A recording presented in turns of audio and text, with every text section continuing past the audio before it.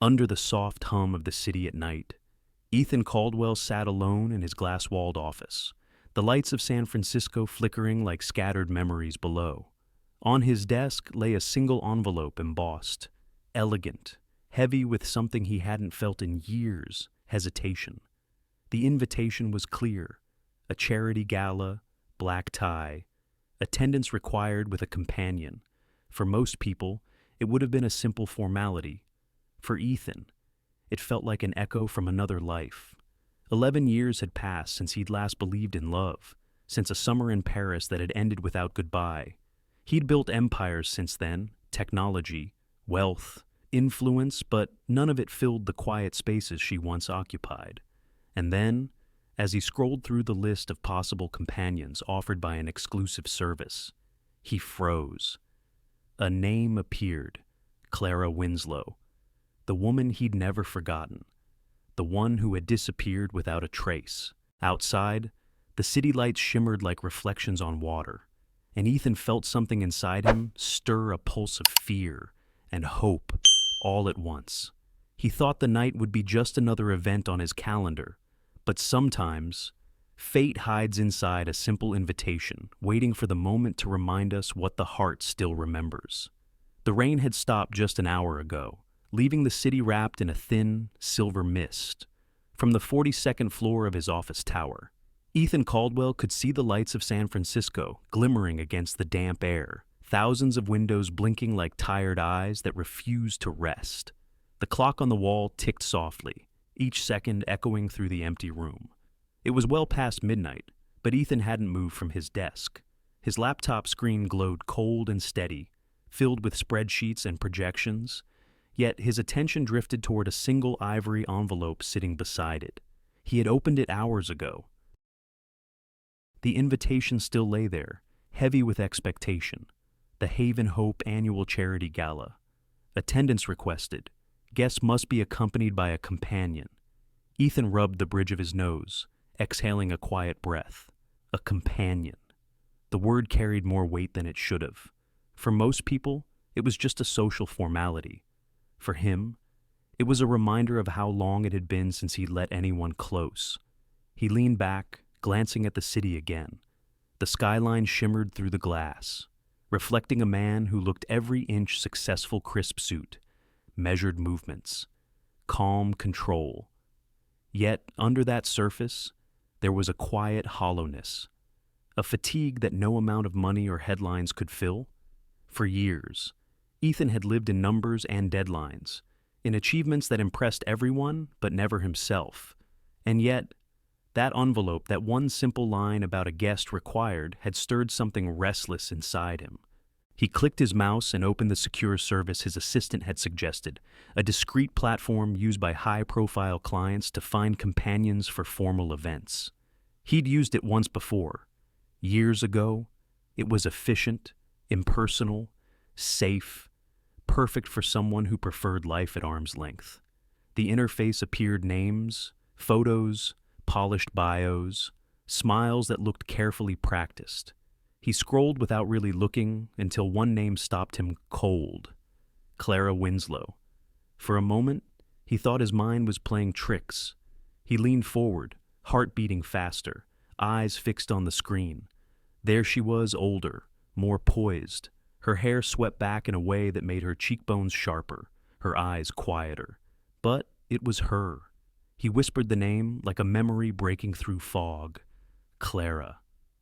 11 years had passed since Paris, since that small cafe on Rue du Bac, where she had laughed at his terrible French. Since those 2 weeks that had felt like an entire lifetime, condensed into sunlight, music, and the smell of paint on her fingertips. And then she was gone. No message, no reason, only silence.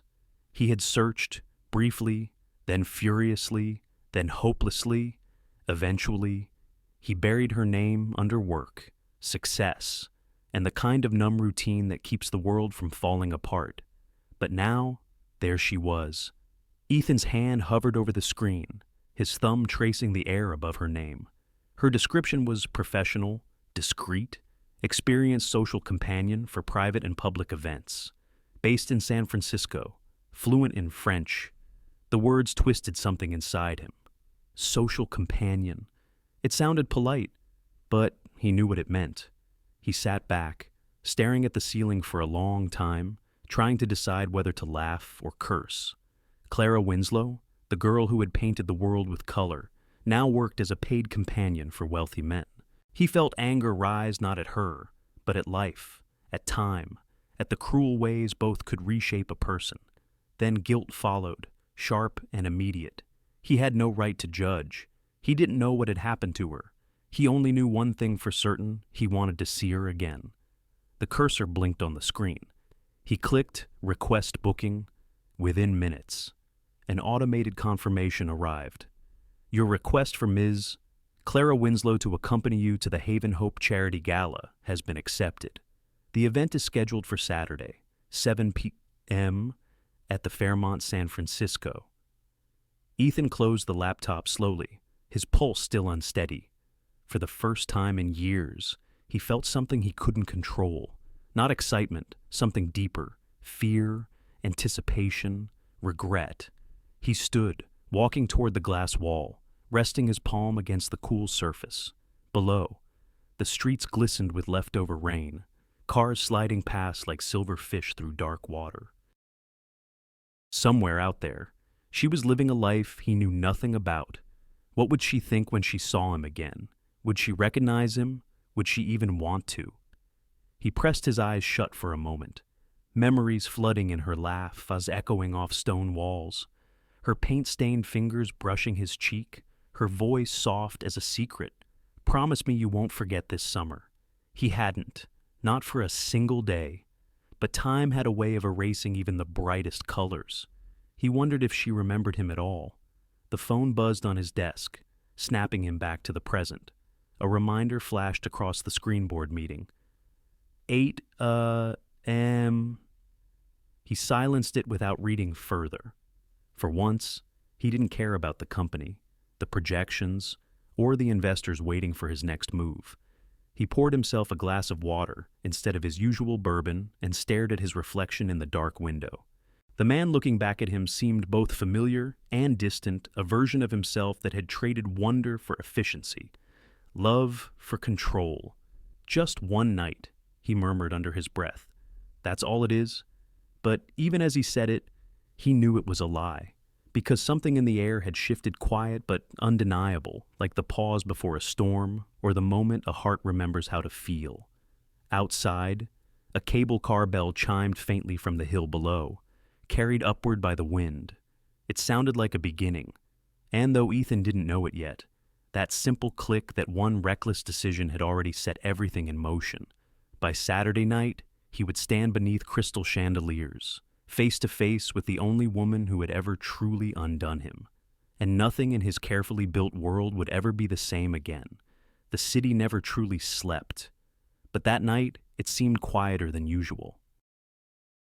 Ethan lay awake, the soft hum of the skyline bleeding through his window like a lullaby he couldn't follow.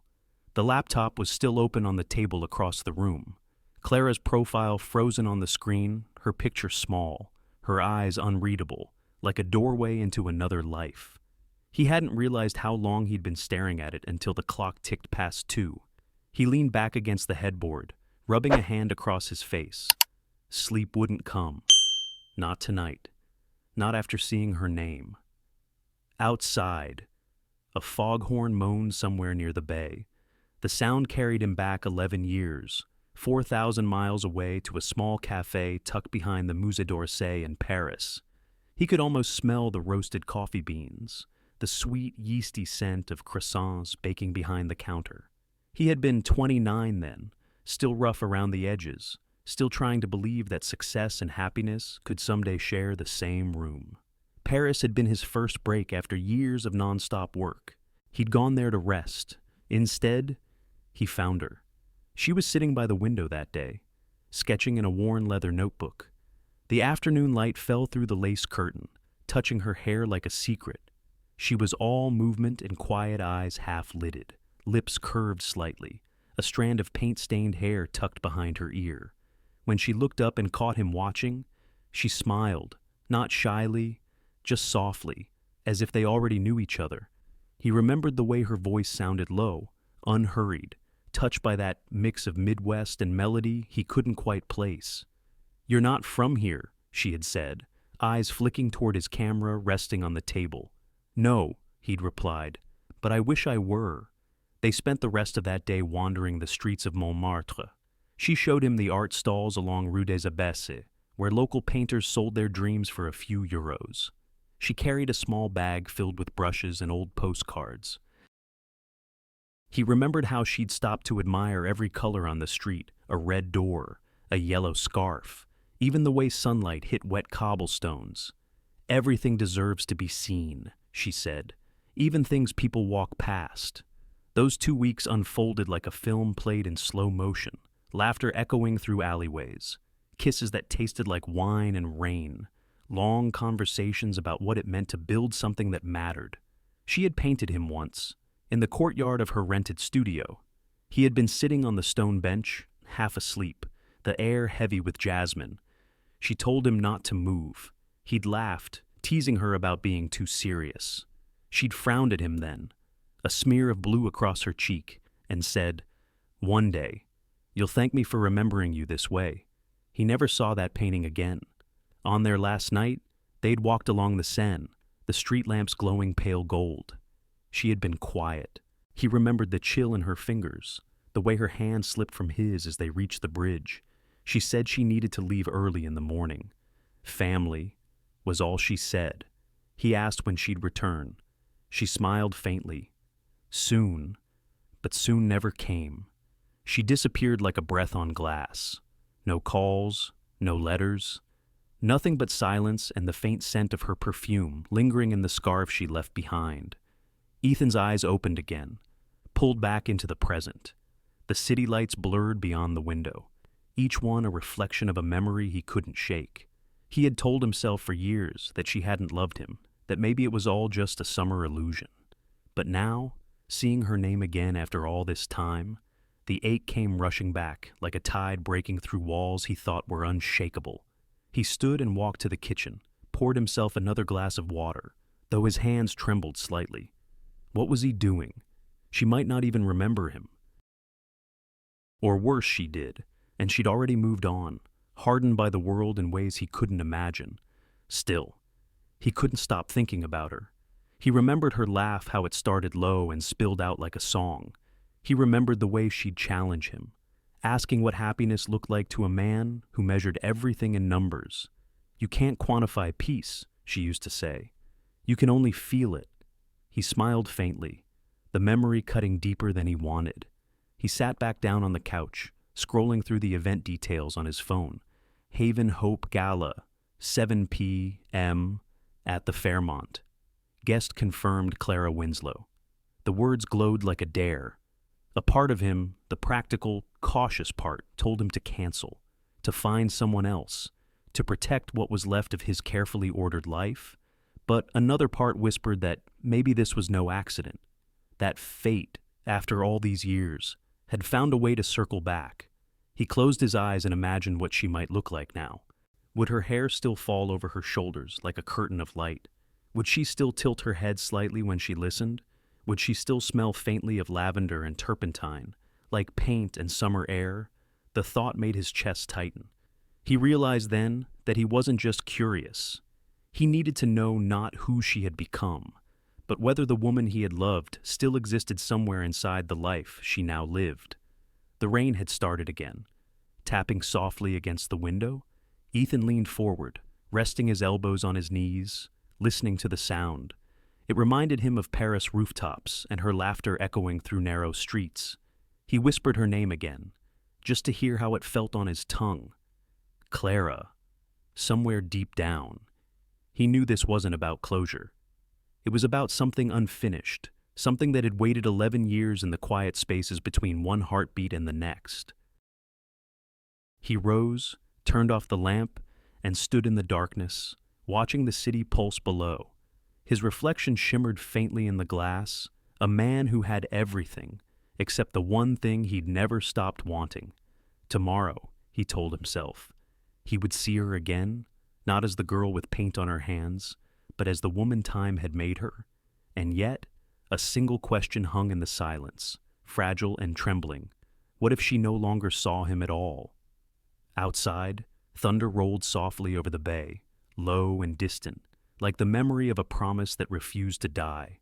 The chandeliers shimmered like frozen rain, scattering light across the marble floors of the Fairmont ballroom. A string quartet played somewhere near the staircase, their cello notes low and steady, the sound winding through laughter and the soft clinking of champagne glasses. Ethan stood near the edge of the room, adjusting the cuff of his dark tuxedo. Every detail around him spoke of wealth and grace, polished silver, gowns that glittered like the night sky, voices that never rose above polite amusement. It was a world he understood, one built on perfection and distance. And yet, tonight, his hands wouldn't stay still. He told himself it was just another event, another night to smile, to shake hands, to write checks that made the world believe he still cared. But his heart had other plans. Somewhere in this room, she would walk in. Clara Winslow. The name pulsed in his mind like the echo of a melody he'd tried to forget. He had replayed every possible version of this moment all week, what he'd say, how he'd act, whether he'd recognize her right away. Now, standing here under the soft gold light, all those rehearsed words dissolved like mist. The doors at the far end opened. For a second, the music seemed to hush, or maybe it was just him holding his breath. She entered with the calm confidence of someone who knew the world was watching. A simple black dress, elegant and timeless, hugged her figure. Her hair, darker than he remembered, framed her face in soft waves. She carried herself with the quiet poise of someone who had learned not to flinch beneath judgment. And just like that time folded, 11 years vanished. The ballroom blurred. All he could see was the curve of her smile, the slight tilt of her chin, the light that had once made Paris glow for him. But this wasn't the same Clara. That girl had smelled of paint and summer air. This woman looked carved from marble and resolve. A waiter brushed past, and Ethan stepped aside, grounding himself. He watched her move through the crowd, calm, collected, her gaze meeting the curious stares of guests with an easy grace. Every man she passed turned to look. Every woman measured her silently. She belonged everywhere and nowhere at once. And when their eyes finally met, the noise of the room vanished. It wasn't a movie moment. No gasp, no music swell, just silence. The kind that presses on the heart, heavy and fragile at the same time. Her lips parted slightly, the faintest flicker of recognition crossing her face. Then it was gone, replaced by that same composed smile she gave everyone else. "Mr. Caldwell," she greeted softly, as if they were strangers. Her voice still the same, low, warm, steady. Ethan managed a nod, though his throat felt tight. Clara. The way he said her name quiet, reverent, made her eyes soften for just a second. Then she turned, glancing toward a group of donors waiting nearby. "I'm glad you accepted the invitation," she said, her tone measured, almost professional. "It's a wonderful cause." He wanted to say 100 things, that she looked beautiful, that he'd missed her, that he'd searched for her, but the words stayed locked behind pride and disbelief. "I didn't know you were part of this world," he finally said. She smiled politely, that same social smile she gave to the others. "It's work. Just a different kind of art, I suppose." He heard the subtext, the quiet edge beneath her calm tone, and it twisted in his chest. A photographer passed, calling for the major sponsors to gather for a picture. Ethan offered his arm out of habit. She hesitated for a fraction of a second before placing her hand on it. Even through the silk of her glove, he felt the faint tremor in her fingers. Or maybe it was his. The flash went off, bright and harsh. For a heartbeat, they were frozen together, the billionaire and his companion, a picture of elegance and distance. When the camera lowered, she pulled her hand back, murmuring an apology she didn't owe.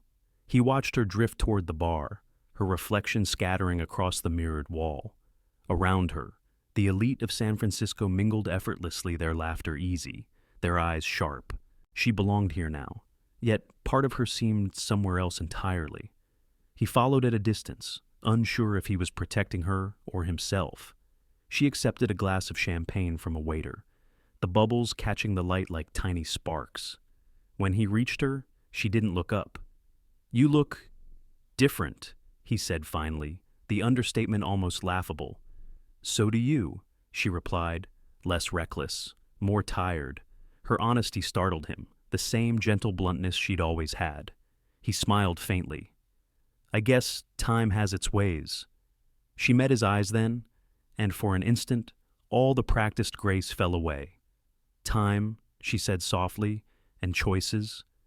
The air between them thickened, full of everything unspoken, the letters never sent, the promises broken by silence, the years lost to what-ifs.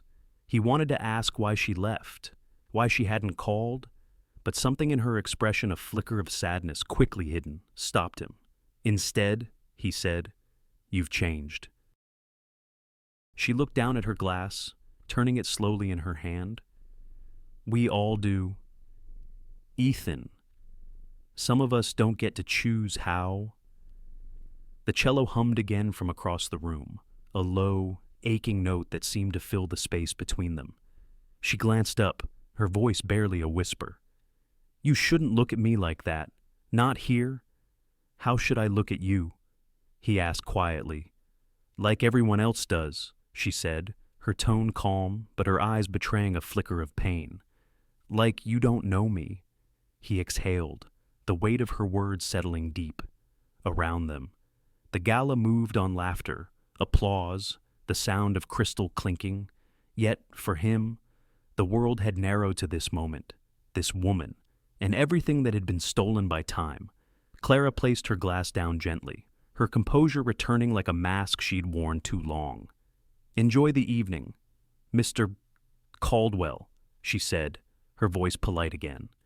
"That's what you came for, isn't it?" He didn't answer. He couldn't.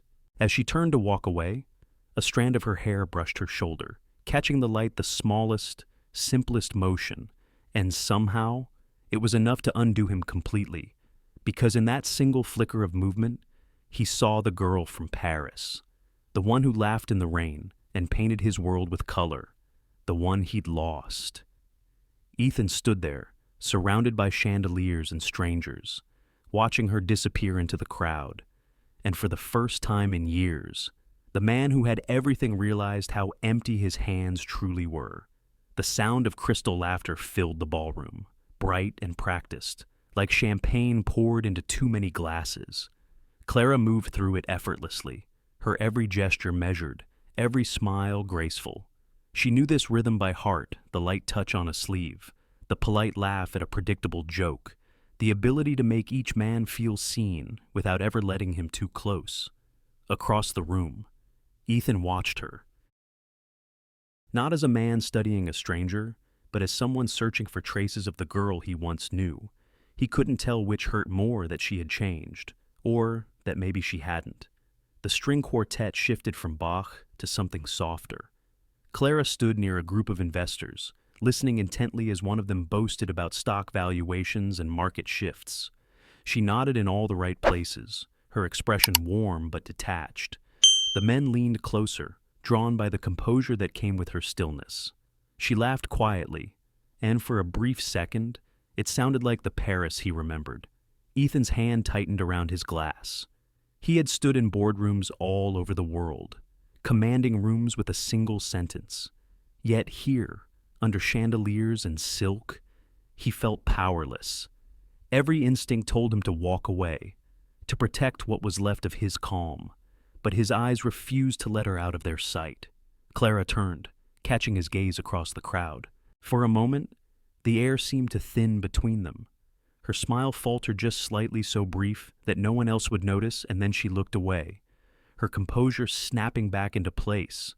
He took a slow breath. The distance between them wasn't measured in feet, but in years. In choices neither could undo. A woman from the board approached him, chatting about donations and partnerships. Ethan nodded, polite but distracted. His gaze wandered back to Clara again and again, drawn as if by gravity. She was speaking to an older patron now, her hand lightly resting on the man's arm as she guided him toward the auction table. The man laughed, clearly charmed. Ethan tried not to notice the small details, the way she leaned in to listen, the way she steadied herself with grace that bordered on fragility. She was perfect at this role, too perfect. He wondered what it cost her to become this way. When the speeches began, the lights dimmed. Clara stood among the guests, her face lit by the golden glow of the stage. The chairman's voice droned on about generosity and hope, but Ethan heard none of it. His eyes stayed on her profile, calm, radiant, unreadable, and then, as the applause began, she looked up. Their eyes met again. This time, she didn't look away. The moment stretched silent, fragile, dangerous. Around them, people clapped and smiled, oblivious, but in that shared glance, the years folded. He saw the girl on the Paris bridge, the one who whispered dreams into the night. She saw the man who had once waited for her and never stopped. A heartbeat later, she blinked and turned her face toward the stage, breaking the spell. Ethan exhaled slowly. The glass in his hand felt too cold. He wanted to go to her, to ask her the questions that had lived in him for over a decade. But before he could move, the chairman's voice boomed through the speakers. "We invite our distinguished guests to the terrace for a brief intermission." The crowd began to shift toward the open doors leading outside. Clara followed gracefully, her silhouette disappearing into the cascade of evening light. Ethan hesitated, then set down his glass and followed. The terrace overlooked the bay, its railing lined with lanterns that flickered against the fog rolling in from the ocean. The city glowed below bridges and streetlights, painting thin lines of gold across the dark water. Clara stood near the edge, her back to the room, her hands resting lightly on the railing. For the first time that evening, she looked unguarded. The wind caught a strand of her hair, sweeping it across her cheek. Ethan stopped a few feet away. "You still hate the cold," he said softly. She turned, startled, then smiled that faint, practiced smile again. "Some things never change. I see that." They stood there, the noise of the party muffled behind them. After a moment, she said, "You shouldn't be out here. Ethan, people will start asking questions. Let them—" Her eyes flicked toward the ballroom. "You have a company, a reputation. I have a job. Neither of us needs the kind of rumors that start on balconies." He took a step closer. "Is that all this is for you now? A job?" Her gaze hardened, but her voice stayed calm. "It's how I survive." The words landed heavy. He wanted to say he understood, but he didn't. Not really. He had lived in a world of choices, she in one of consequences. Clara looked back toward the city. "Do you ever think about Paris?" she asked suddenly. He swallowed. "Every day." She nodded slowly, her eyes glistening under the lantern light. "Then, maybe that's enough. Some memories are better left where they belong." Ethan wanted to argue, to tell her that memories weren't enough, that they were only echoes of what should have been. But she looked so tired beneath her poise, so breakable beneath the silk, that he stayed silent. The cello music started again, inside soft, distant. She turned toward the sound, smoothing the fabric of her dress. "I should go back," she murmured. "Clara." She paused, meeting his eyes one last time. There was something unspoken there, something that trembled like a held breath. "Good night, Ethan." And then she was gone, back through the golden doors, back into the noise and light and laughter that didn't belong to either of them. Ethan stayed where he was, his hands in his pockets, the night air cold against his face. Below, the bay lights shimmered like fallen stars. He realized then that she wasn't just living in another world. She was another world, one he could see, reach for, almost touch, but never quite enter. The wind shifted, carrying the faint scent of her perfume, lavender and rain. And he knew, with a quiet certainty that unsettled him, that this was only the beginning of something he couldn't yet name. The night air hung cool and still, heavy with the faint scent of salt drifting up from the bay. The last of the laughter and applause faded behind the ballroom doors, swallowed by the hum of the city below. Lanterns along the terrace trembled in the wind, their small flames bending but never going out. Clara stood at the railing again, her back to the golden light, her hands clasped in front of her as if she were steadying something fragile inside. Ethan stepped out after her, letting the door close softly behind him. The noise, the music, the expectations of the evening, all of it dissolved into the background. For a long moment, neither of them spoke. Only the soft rustle of her dress and the quiet rhythm of their breathing filled the space between them. Ethan moved closer, stopping just beside her. "You disappeared again," he said gently, a trace of a smile in his voice, though it didn't reach his eyes. Clara turned, her expression unreadable. "You looked like you needed the room more than I did." "I needed to breathe," he admitted. "But that doesn't mean I wanted you to vanish." She looked out over the city lights, dots of gold reflected in the black water. "You always were bad at goodbyes." He frowned at that. The words held weight, something personal, something unfinished. What's that supposed to mean? Clara hesitated, then exhaled, a small, quiet sigh that sounded almost like surrender. "Do you remember the letter I sent you?" Ethan blinked. Letter. She looked at him now. Really looked, her eyes searching for something in his face. The last one, from Paris. The one you never answered. His breath caught. "Clara, I never got a letter from you." Her voice softened, almost disbelieving. "I sent it. I remember sealing it myself. I even walked to the post office on Rue du Bac. It was raining that day." He shook his head slowly. "There was nothing. No letter. No message. I thought you—" He stopped himself, afraid to finish the thought, "that I left because I wanted to."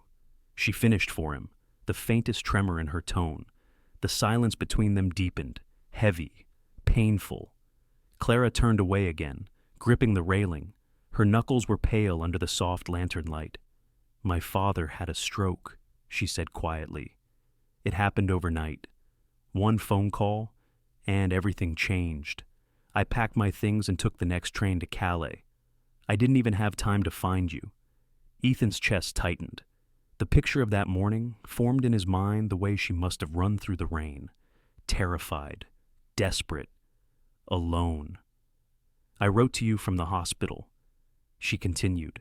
"I told you I was sorry, that I wanted to come back once things were better, that I loved you." Her voice broke slightly at the last words. "But I guess the world had other plans." Ethan's throat burned.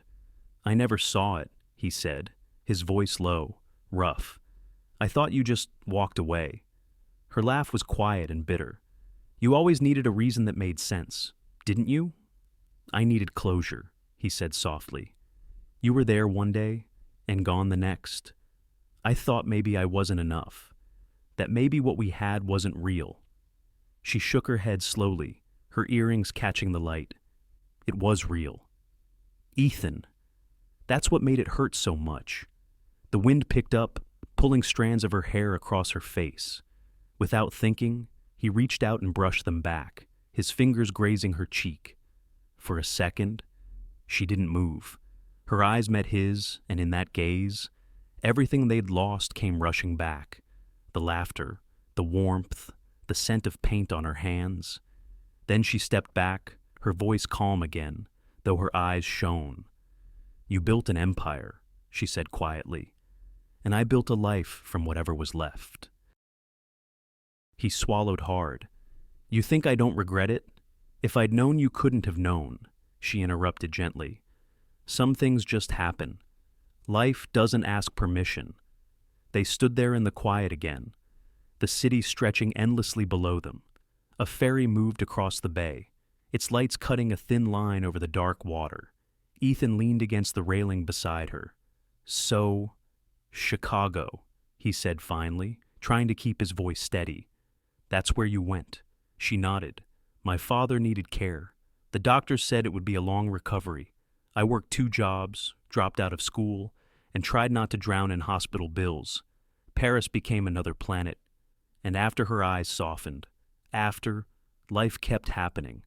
one day at a time, the kind of days that don't leave room for dreams. Ethan looked at her, guilt threading through every word he wanted to say. You didn't deserve that. Deserve has nothing to do with it, she replied, a faint smile tugging at her lips. We all make choices, some out of love, some out of survival. The way she said it steady, without self-pity cut deeper than tears. He turned toward her, voice barely above a whisper. You know I would have gone with you. I know, she said. That's why I didn't ask. For a moment, he couldn't breathe. The lantern flickered between them, its flame trembling in the wind. She looked down at her hands, then up at him again. It doesn't matter now. The letter's gone. The summer's gone. We both survived, but survival isn't living, he said softly. Her eyes lingered on his face, the same calm gaze she'd worn all night, now cracked just enough to let the ache through. Maybe not, she said, but sometimes it's all you have until you find the rest again. The music from inside rose, faint and distant, a slow cello piece that reached them like a memory. Clara glanced toward the doorway, then back at him. I should go. They'll start wondering. He nodded, but didn't move. As she turned, the corner of her dress brushed his hand, a small, fleeting touch that burned like a ghost. Clara, he said quietly. She paused, not looking back. I never stopped looking for you. She closed her eyes, her shoulders tightening, then exhaled. And I never stopped hoping you'd find me, she whispered. Then she was gone back into the light, leaving him with the night and the echo of her words.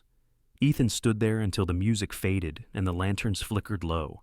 The truth hung in the air between them, fragile as glass, a letter lost to time, a love that never had the chance to end properly. And for the first time, he understood that some wounds don't fade with distance. They simply wait quiet, patient for the right night to open again. The city had grown quieter, the last of the guests gone, the ballroom dim, except for the staff clearing glasses and folding linen.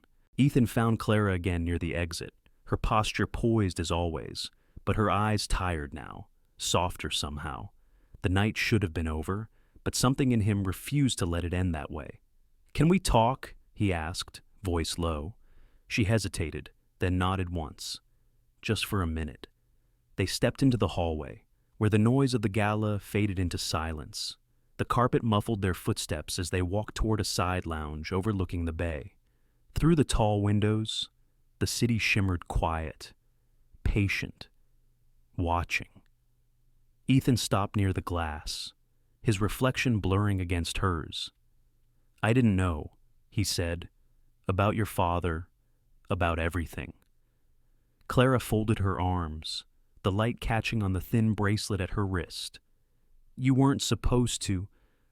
I wish you'd told me, he said, almost pleading. She turned, a small, tired smile crossing her lips. And what would you have done? Left your world behind for mine? Don't answer that. Ethan, you were born to build things. I was just trying to hold one together. Her words hit him harder than she meant them to. He stepped closer, lowering his voice. You didn't have to do it alone. Clara looked down, her fingers tracing the edge of a chair. People say that easily until they see what alone really looks like. There was no bitterness in her tone, only truth. He watched her for a long moment. You've always been stronger than you should have had to be. Strongness doesn't feel like much when it's just surviving, she said. It's not courage. It's exhaustion that doesn't get to rest. The silence between them stretched, heavy but fragile. He could feel the distance in it, not just the years, but the choices that had shaped them into strangers wearing familiar faces. Finally, he said what had been pressing at his chest since the moment she walked into the ballroom. Clara, this life you're in now, being a companion, whatever you call it. Her body stiffened before he even finished. Don't, she said sharply. I'm not judging, he began, but she cut him off. Yes, you are. Maybe not with words, but with that look, the one that asks how someone like me ended up here. Her voice trembled with contained anger. Do you think I dreamed of this? Do you think anyone does? He stepped back, stunned by the sudden crack in her calm. She went on, her voice breaking, though still quiet. My father's stroke left him half paralyzed. Rehab. Medications, they all cost more than I could earn painting portraits or waiting tables. I tried everything, for months. Then one night, I saw an ad for a companion agency, nothing illegal, just company for events, conversation for the wealthy. It paid more in a night than a month of freelance work. Ethan's heart sank. So you did it for him. For him, she said, and for my brother. Ryan was still in college. He wanted to be a lawyer, and I refused to let him give it up just because the world doesn't care about people like us. She looked up, meeting his eyes, her own fierce and wet. So, yes, I chose it, not because I wanted to, but because no one else was going to save us. Her honesty hit him like a blow, not because it shocked him, but because it stripped away every illusion he had built about her disappearance. He opened his mouth, but nothing came. I know what you're thinking, she said, voice softer now, that I could have asked for help, that maybe you would have written a check and fixed everything. But that's exactly why I didn't. He frowned. Why? Because love can't survive charity, she said simply. And I couldn't stand the thought of you looking at me with pity instead of pride. For a moment, neither of them moved. The only sound was the slow ticking of a wall clock somewhere behind them. Ethan ran a hand through his hair, his voice barely above a whisper. You think I'd ever pity you? Clara looked at him, really looked, and the weight in her eyes told him she didn't need to answer. He took a step closer. You did what you had to do, but it doesn't define you. She shook her head gently. You don't get to decide that. Ethan. People see what they want to see. To them. I'm a companion, a woman who stands beside men like you so they don't look alone. That's what they pay for. A presence that disappears when the lights go off. He could hear the quiet ache in her voice, the fatigue of carrying her own dignity through rooms that never saw her humanity. I see more than that, he said. Then maybe you're the only one, she whispered. The words hung between them, soft but final. They stood there a while longer, both staring out at the fog drifting across the water. The world outside seemed far away, the kind of calm that came only after too much noise. Finally, Clara reached for her clutch. It's late, she said, her tone steady again. I should go. Ethan's chest ached. Will I see you again? Her eyes softened. You already have. She turned to leave, but his voice stopped her. Clara, wait. She paused, her hand on the door. I don't care what the world thinks, he said quietly. I just care about you. She looked back, her face unreadable. That's kind of you, she said after a long pause. But kindness doesn't change what's real. And with that, she slipped out into the dim hallway, leaving him in the soft echo of her perfume and the hollow ache of everything unsaid. Ethan stood there long after she was gone, staring at the space she had left behind. The city lights blurred through the window, glimmering like tears caught in motion. He finally understood she hadn't left him for someone else, or out of indifference. She had been fighting for her family, for dignity, for survival. 2 lives, 2 worlds, both moving forward in opposite directions, powered by love that had taken different shapes. And as he looked out over the dark, silent bay, he realized with a kind of painful clarity some distances aren't measured in miles or years, but in the quiet things people never say aloud. The fog pressed against the glass, soft and gray. He reached out as if to touch it, then stopped halfway, because deep down, he knew this wasn't the end. It was just the point where 2 stories once intertwined began to circle back toward each other again. Ethan drove home through the sleeping city, the hum of the tires steady against the wet pavement. The night had thinned into something fragile, part silence, part ache. His hands rested still on the steering wheel, but his thoughts were anywhere but here. Her voice kept echoing, soft yet unyielding. Love can't survive charity. The words followed him into the elevator, into the penthouse, into the quiet that met him like a memory he hadn't invited. The city spread below, golden and indifferent, the bay catching the faint shimmer of dawn. He loosened his tie, poured a glass of water, and sat on the edge of the couch. But the taste of guilt was sharper than anything he could drink away. For years, he had told himself a story about her, one that made it easier to move on, that she had chosen to leave, that she had cared less, that she had outgrown him. It had been simpler that way, cleaner. But now, after tonight, that story had collapsed. She hadn't walked away. She'd been cornered by life, by duty, by the cruel math of survival, and he, with all his power, his influence, his fortune, had never even known. He thought about the look in her eyes when she said she refused his help.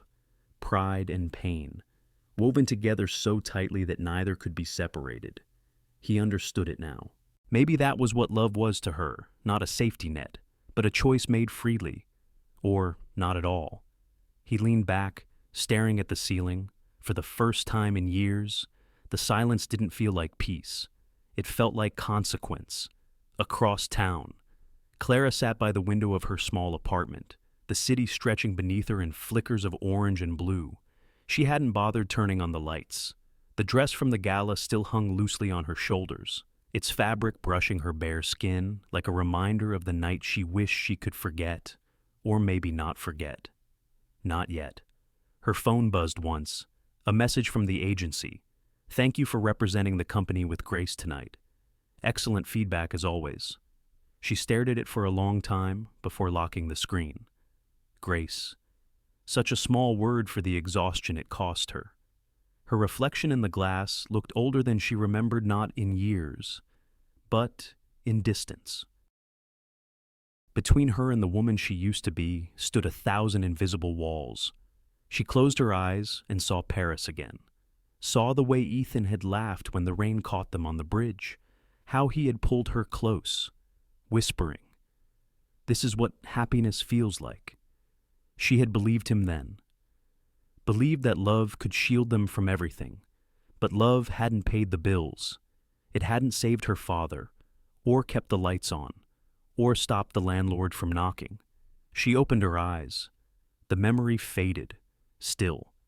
The way he had looked at her tonight, not with pity, but with something raw, something she didn't want to name. It had shaken her. For a moment, she'd felt seen again. Not as the woman on someone's arm, not as a carefully rehearsed smile, but as herself. And that terrified her more than anything, because she had spent years building walls out of composure, years learning how to walk through rooms full of men who would never know her, how to smile without revealing anything real. Ethan's presence cracked all of that, and she didn't know how to live without the armor anymore. The clock ticked past 2. She rose, unpinned her hair, and let it fall over her shoulders. The weight of the night settled around her, familiar, heavy, strangely comforting. She walked to the small table by the window, opened the drawer, and pulled out a folded sheet of paper. The edges were worn, the ink faint. It was the copy of the letter she had written him years ago, the one that never reached him. Her handwriting had been smaller then, her hope larger. "I'm sorry I had to leave. I don't know how to explain it all, but please know this. You gave me the kind of love that changes everything, even when it ends."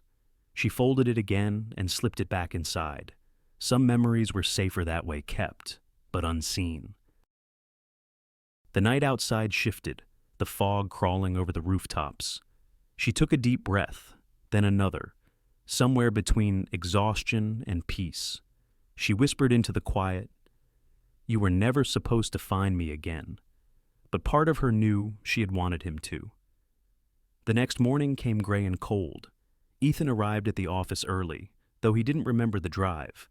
His assistant greeted him with a schedule, but the words blurred on the page. He nodded through meetings, answered questions automatically, and still, in the quiet moments between, her face appeared not the polished one from the gala, but the one from years ago, barefoot, paint on her hands, sunlight tangled in her hair. He caught his reflection in the glass wall suit, pressed, jaw set, and for the first time, he hated the image looking back. This was the man she thought couldn't understand her world. Maybe she was right, by noon, he gave up pretending. He closed his laptop, ignored the board's messages, and walked to the window. The city buzzed far below, a world always moving, always demanding, but for once, he wanted to move slower, to feel instead of perform. He thought about calling her, just to say something simple, like, "Thank you for telling me the truth." But he didn't, because what if she didn't want to hear it? What if she'd already closed the door on this chapter again? Still, he couldn't shake the image of her standing on that terrace, her voice trembling between strength and sadness. "You don't get to decide what defines me." He admired her for that, feared it, too. Because she was right, he had judged her, even if quietly, even if just for a second, and that judgment now burned like shame. That night, he sat by the bay instead of going home. The fog drifted low over the water, the air damp and sharp, somewhere across the city. She was probably sitting by her own window, staring at the same sky.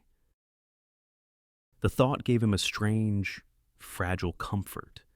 He wanted to believe that time hadn't changed everything, that maybe the parts of them that had once fit still existed somewhere under all the years, all the scars. He leaned back, watching the faint outline of the bridge emerge from the mist. The world felt quiet, as if waiting for something to begin again. And maybe, he thought, it already had in the space between regret and forgiveness, between two people still learning how to see each other clearly after all this time. The bay shimmered faintly, the wind brushing against his collar. He closed his eyes, just for a moment, and let himself remember her laugh, the one sound that still felt like sunlight after the storm. Then he whispered her name into the night. It disappeared into the fog, but the ache it left behind was strangely alive. It was close to midnight when the city lights began to blur in Clara's eyes. She had just returned home, still half-dressed from the gala, her hair pinned loosely, her skin carrying the faint scent of the night. The silence in the apartment felt heavier than usual, as if the walls themselves were holding their breath. She dropped her clutch on the table, slipped off her shoes, and let herself sink into the couch. For the first time in hours, she could breathe. Then her phone rang. The sound split the quiet sharp, urgent, wrong. She reached for it without thinking. "Ms. Winslow." The voice on the other end was strained. "This is UCSF Medical Center. Your father."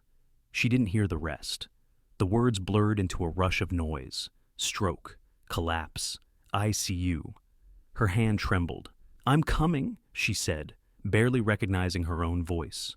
Within seconds, she was on her feet, fumbling for her keys, her heart pounding against her ribs.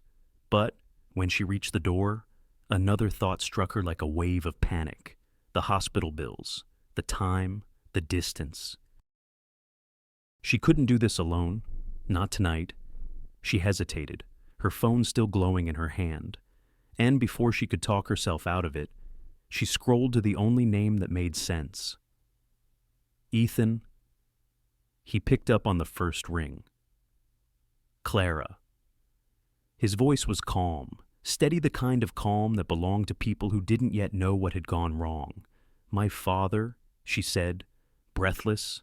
He's back in the hospital. They said it's bad." There was no pause, no question. "Where are you?" She gave him the address without thinking. "I'm on my way." 10 minutes later, headlights cut through the street outside her building. Clara rushed down the steps, the cool night air biting against her bare arms. Ethan was already out of the car, the driver's door left open, his eyes searching for her. He didn't say anything, just opened the passenger door and helped her in. They drove fast through the sleeping city, the wail of an ambulance echoing somewhere in the distance. The roads were slick with mist, the bay glimmering faintly beneath the bridge. Neither of them spoke. There was nothing to say that wouldn't break something fragile between them. At the hospital, the fluorescent lights felt too bright, the air too cold. The smell of antiseptic filled the halls, sharp, familiar, cruel. Clara walked ahead, her heels clicking softly against the tile. Ethan followed, close enough to catch her if she fell.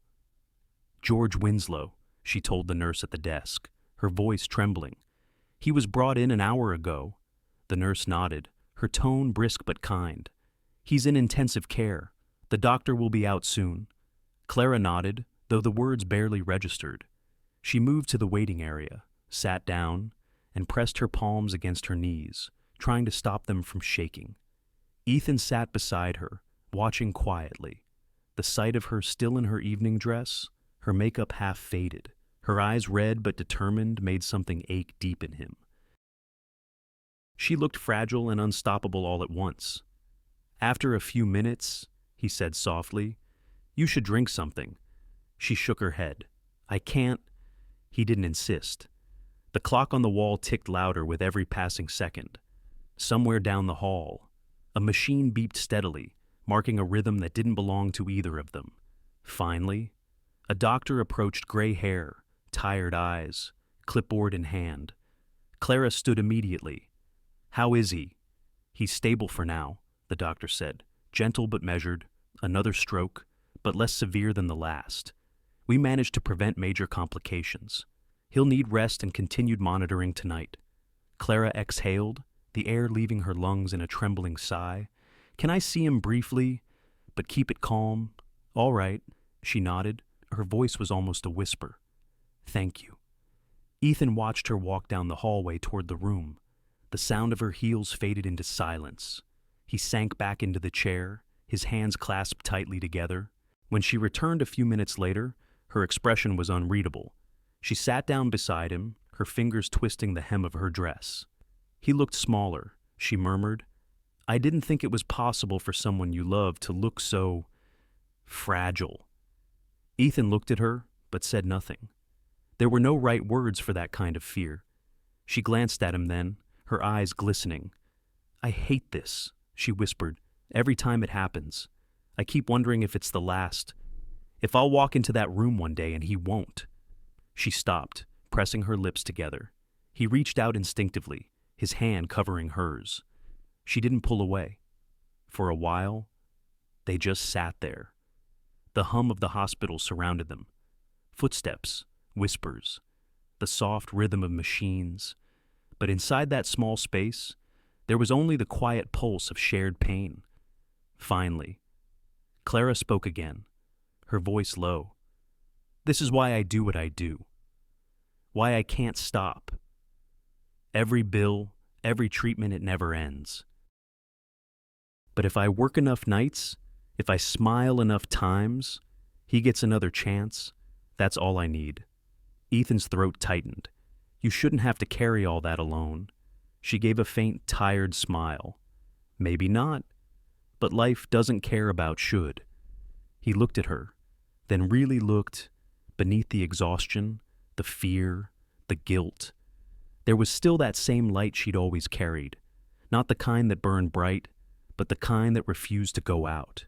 He thought of all the times he'd judged her, even silently, all the ways he'd mistaken survival for surrender. And for the first time, shame didn't just sting, it humbled him. Hours passed. The hallway quieted.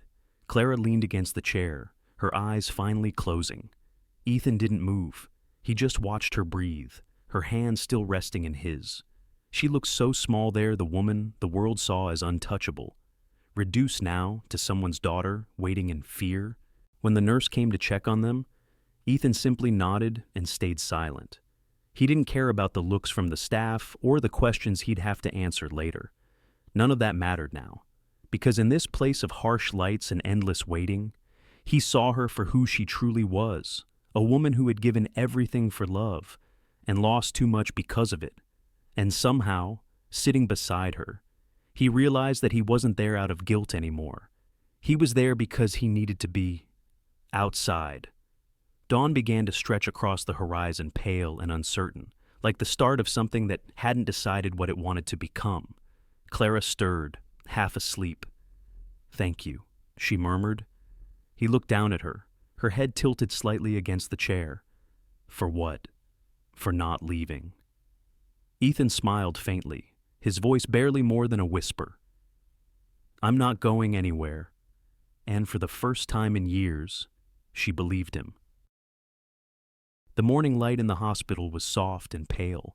the kind that made everything look quieter than it really was. The world outside was already awake, footsteps in the hallway, coffee cups clinking from the nurse's station, the faint hum of life continuing just beyond the sterile walls. But inside room 317 time seemed to move slower. Clara sat beside the bed, her hand resting lightly over her father's. Tubes and monitors surrounded him, their steady rhythm a strange comfort in the silence. George Winslow, once a man of large gestures and bright laughter, now looked small beneath the thin blanket, his face drawn but peaceful in sleep. Ethan stood near the doorway, uncertain if he should speak. The last time he had seen Clara's father was through her stories, tales of a gentle teacher who had loved art more than money, who taught his students that beauty was not something to chase, but something to notice. Now, seeing him like this, Ethan felt both reverence and sorrow. Clara looked up, her eyes tired but calm. "He'll wake soon," she said softly. "He always does." Ethan nodded. "Do you want me to wait outside?" She shook her head. "Stay." He did. Minutes passed. The light shifted slightly, creeping across the floor. Then, with a slow, strained breath, George stirred.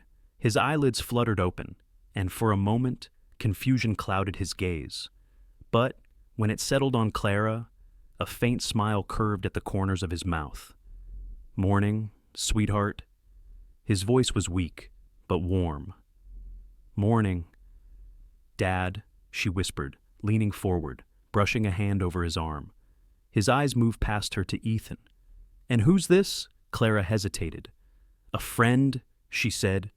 Ethan stepped closer, offering his hand gently. "Ethan Caldwell, sir."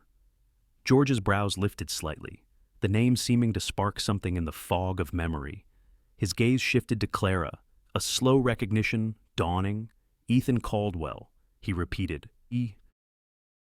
Then, with a faint chuckle that turned into a cough, he added, "The man from the painting." Clara froze. "You remember that?" He smiled, the lines around his eyes deepening. "How could I forget? You painted him every summer after Paris, always with that same expression, half peace, half longing." Ethan's breath caught. He looked at Clara, who turned away quickly, pretending to adjust the blanket. Her cheeks flushed slightly, a small betrayal of emotion she hadn't meant to show. "I didn't know she kept those," Ethan said quietly. George nodded, eyes bright despite his frailty. "She never threw them away. Said some faces stay with you, whether you want them to or not." The silence that followed was soft, but full. Clara kept her gaze on the window, her father's words hanging in the air like fragile glass. A knock broke the stillness. A young man entered, tall and lean, wearing hospital scrubs and an ID badge clipped to his pocket. His eyes, the same gray-blue as Clara's, softened the moment he saw her. "Clara," he said, voice low but steady. She rose immediately. "Ryan." He crossed the room, pulling her into a quick embrace before turning toward the bed. "You scared us again, old man," he said gently, adjusting one of the monitors. George grinned weakly. "Keeps life interesting." Ryan shook his head with affection, then noticed Ethan for the first time. His expression shifted slightly, cautious but curious. "And you are Ethan Caldwell," Clara said before Ethan could answer. "An old friend?" Ryan studied him for a second, the tailored suit, the quiet composure, the kind of confidence that came from living in a different world. Then he smiled, polite but reserved. "I've heard that name before." Ethan glanced toward Clara, unsure what to say. She looked away again, but her father chuckled from the bed. "You've heard it because it's been living in this family's stories for over a decade," George said. "Paris, 2014. The man who stole my daughter's heart and half my art supplies." Clara groaned softly, pressing her palm against her forehead. "Dad." Ryan's smile widened a little, teasing. "So, you're the one from the paintings." Ethan's shoulders relaxed slightly, though his voice was still quiet. "I guess so. There was something tender in the exchange, an unspoken forgiveness threaded through humor. It made the room feel less like a place of illness, and more like a home that had been waiting too long to be whole again. Ryan pulled a chair closer to his father's bed. "You should rest," he said, his tone half doctor, half son. "You've got two people here who could probably use a nap themselves." George smiled faintly, closing his eyes. "I'm resting," he murmured, "but don't think I'm not enjoying this reunion." The hum of the monitors filled the silence again. Clara sat down, her hand still holding her father's. Ethan remained by the window, watching the morning light spill across the floor. It was strange. He thought to be standing in this small, ordinary room and feel more grounded than he had in years. He turned slightly toward Clara, his voice low. "He's a good man." She nodded. "The best I've ever known."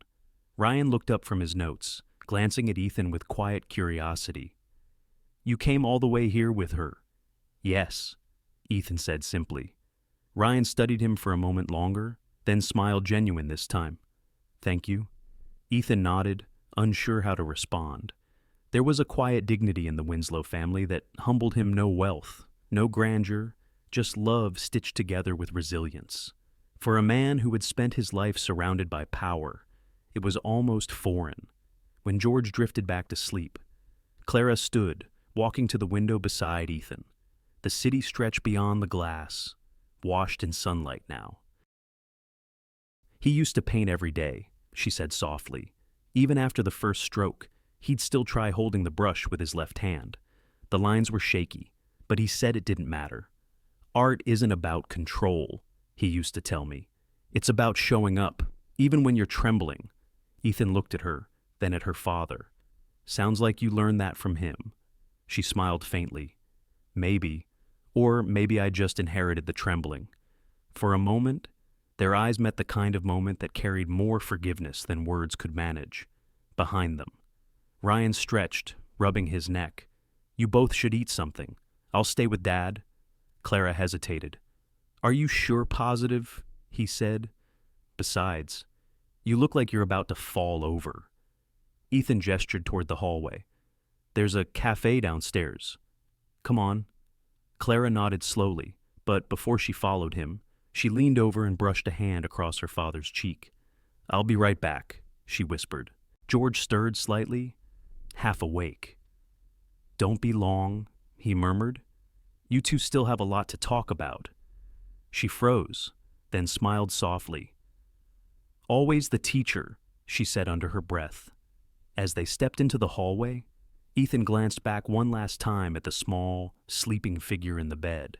Something about the scene, the quiet strength of that family, the way they loved without complaint, struck him deep. He followed Clara down the hall, his voice gentle but certain. "You're not trembling anymore." She looked at him, surprised. "What do you mean?" "You're holding the brush again," he said. And though she didn't answer, a faint, almost imperceptible smile touched her lips, like light slowly returning after a long, dark night. The morning sun hadn't even cleared the fog when Ethan's phone started ringing. One call, then another, then dozens more. Notifications lit up the screen like Sparks emails, messages, headlines. He didn't need to open them to know what had happened. He could already feel it, the familiar chill of a public storm gathering speed. He sat at the edge of the bed, the light from his phone reflecting off the floor-to-ceiling windows of his apartment. Outside, San Francisco looked calm. Inside, chaos was already unfolding. The first headline glared up from his phone: tech billionaire Ethan Caldwell spotted with high-end escort at Haven Hope Gala. He exhaled slowly, the air catching in his chest. The photo beneath the headline was sharp, too sharp him in his tuxedo. Clara beside him in silver, her hand on his arm as they entered the ballroom. The caption didn't mention her name, but it didn't have to. Every gossip page, every whisper, every camera angle would find it soon enough. By the time he reached the kitchen, his assistant had already called twice. The third time, he answered. "Ethan, it's bad," she said, her voice strained. "The board's in an emergency meeting. PR is scrambling. The market opened 15 minutes ago, and Caldwell's systems dropped 7%. He rubbed his forehead. 7. They're calling it a scandal. She hesitated. And the investors want to know who she is. Ethan looked out the window. The city shimmered under the morning haze, oblivious. They'll know soon enough. He hung up before she could say more.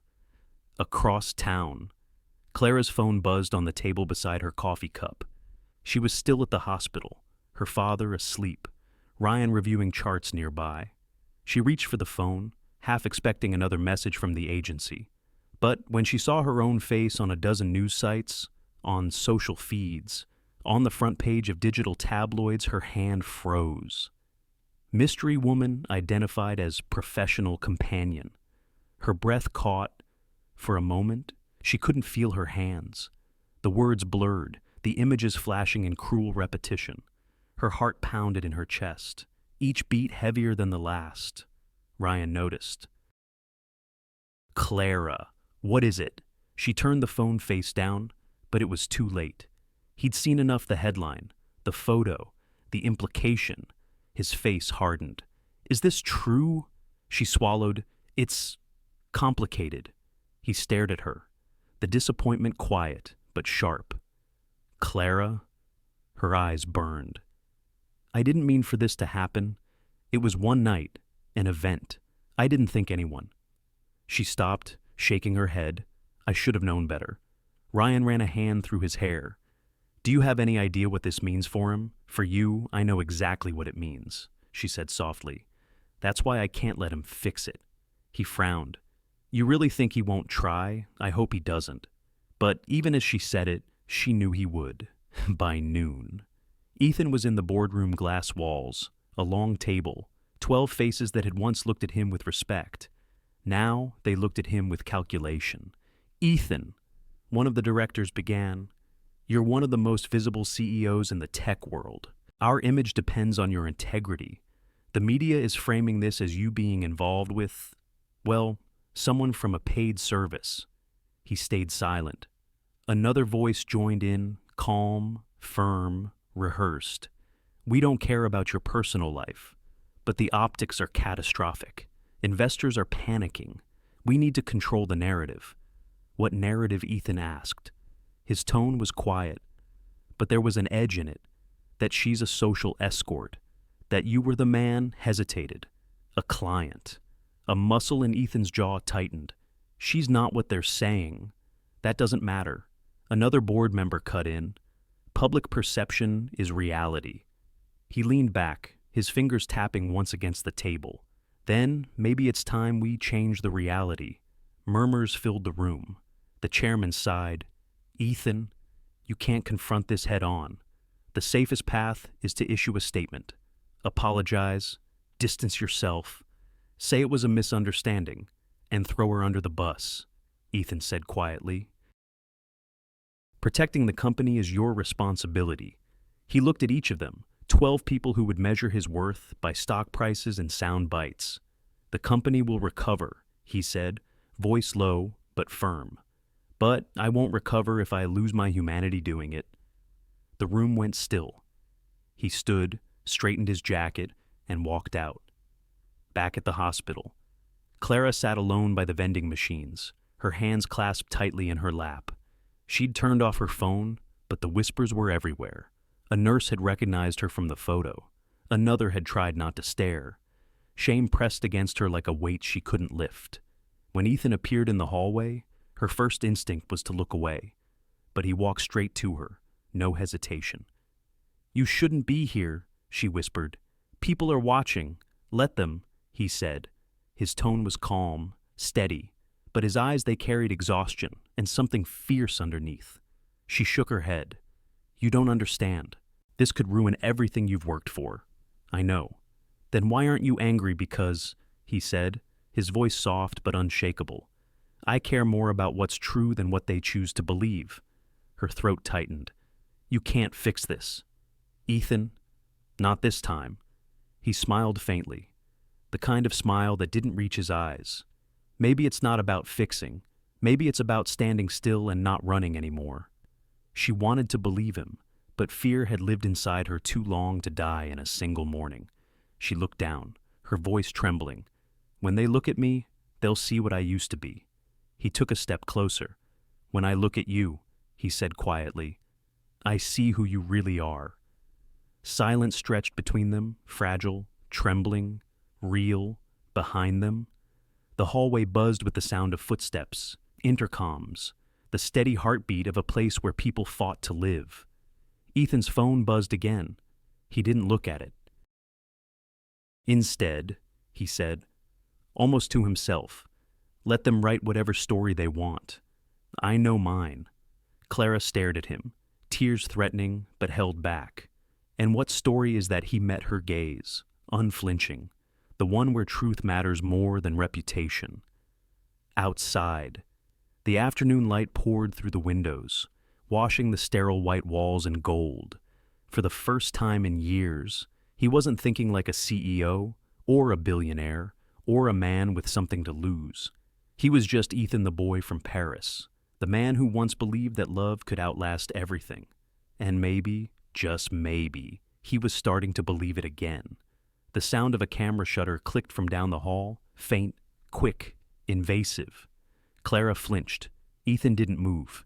He turned to her, his voice barely above a whisper. Don't be afraid. She nodded, though fear still lingered in her eyes. But somewhere inside that fear, something else flickered, a small, stubborn light. The kind that said the story wasn't over yet. The hospital had grown quiet again. Afternoon light spilled through the blinds, laying thin golden stripes across the pale sheets. Clara sat at her father's bedside, tracing the wrinkles on his hand with her fingertips, each line a memory, each scar a story she'd grown up watching him live. The monitors beeped softly, steady and calm, like a reminder that for now, he was still here. George Winslow looked fragile beneath the white sheets, but his eyes, those warm, thoughtful eyes that had once seen beauty in everything, were still clear. He turned his head slightly toward her, a small smile tugging at his lips. You're doing that thing again? He whispered, his voice thin but amused. What thing? She asked, brushing his hand gently. The staring, he said. Like you're trying to memorize me before I disappear. Her throat tightened. I'm just glad you're awake. I'm not going anywhere yet, he said softly, though the look in his eyes betrayed a quiet knowing.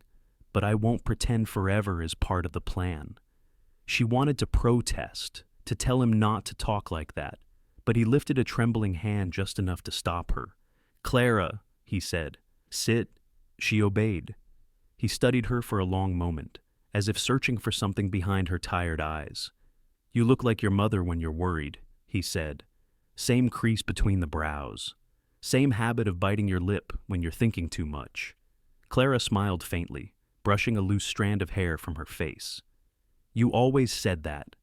Because it's true. He paused, his breath shallow. But you've carried that look for too long, even when you think you're hiding it. She looked down, her fingers tightening around his. I've just been busy, Dad.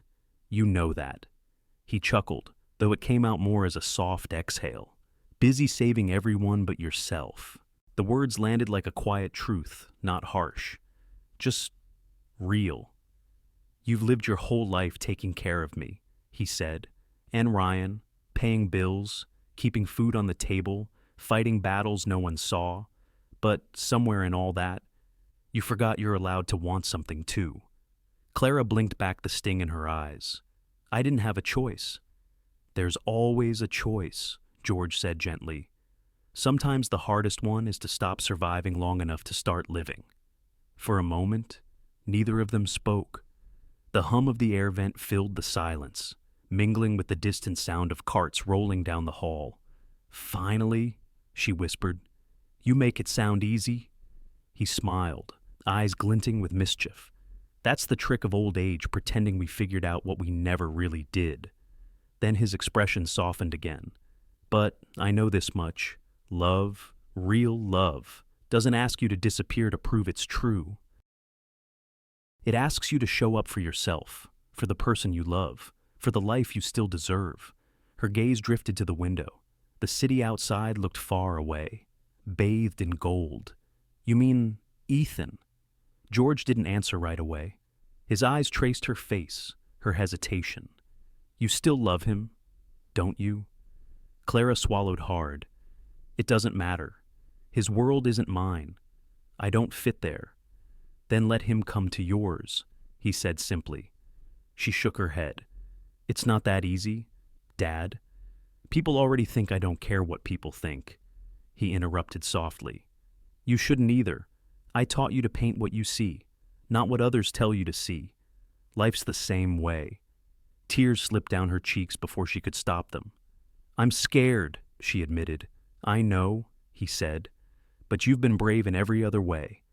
Why not in love? Her laugh came out broken, because this time, it's me on the line, not a paycheck, not a promise me. He reached for her hand again, his grip weaker now, but still warm.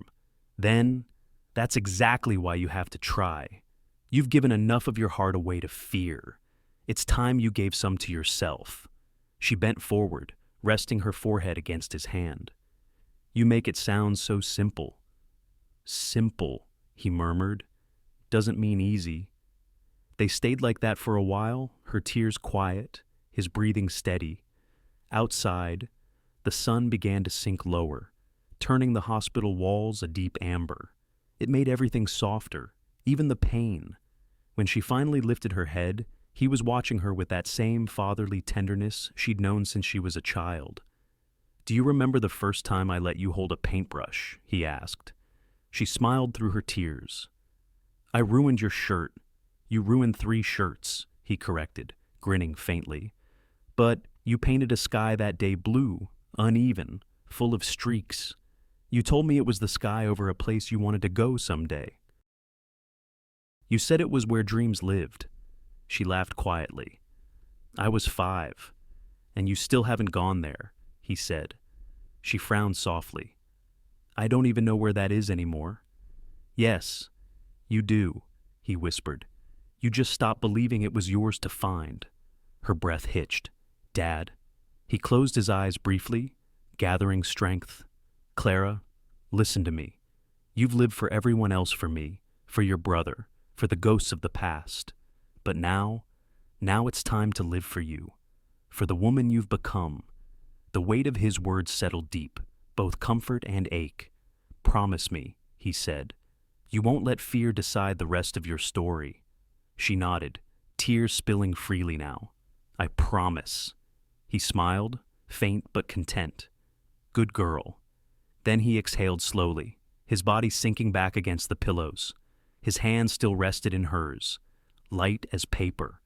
The monitor beeped softly in rhythm. The world outside the window dimmed, folding into dusk. Clara sat there long after he drifted into sleep, her father's words echoing in her mind, stopped surviving long enough to start living. When she finally stood, she walked to the window and looked out at the glowing skyline. Somewhere out there, Ethan was probably fighting his own storm. She thought of him standing in that boardroom, the quiet defiance in his voice when he said, I care more about what's true than what they believe. For the first time in years, she didn't feel like she had to hide from the truth. She turned back toward the bed, whispered a soft, thank you, Dad, and stepped quietly into the hallway. The air felt different, lighter, almost forgiving, and as she walked past the hospital lights, her reflection flickered faintly in the glass, her face marked by tears but steadier somehow. Maybe it wasn't too late. Maybe her father was right. Maybe it was time to start painting the sky again.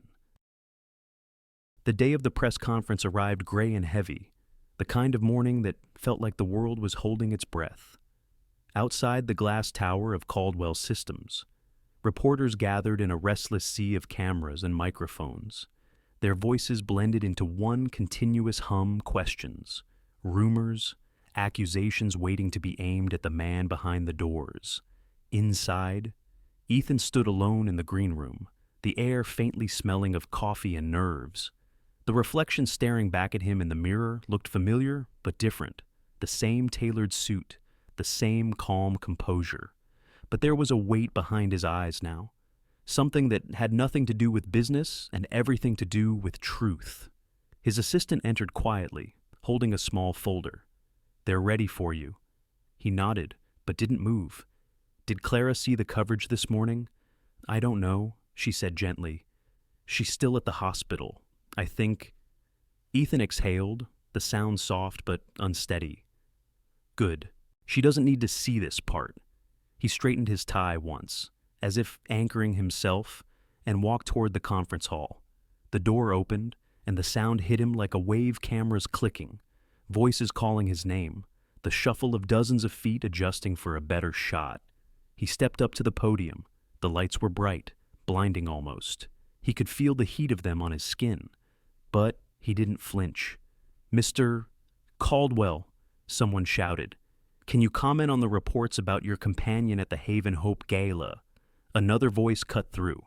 "Is it true she's part of a high-end escort agency?" More questions followed fast, relentless, hungry.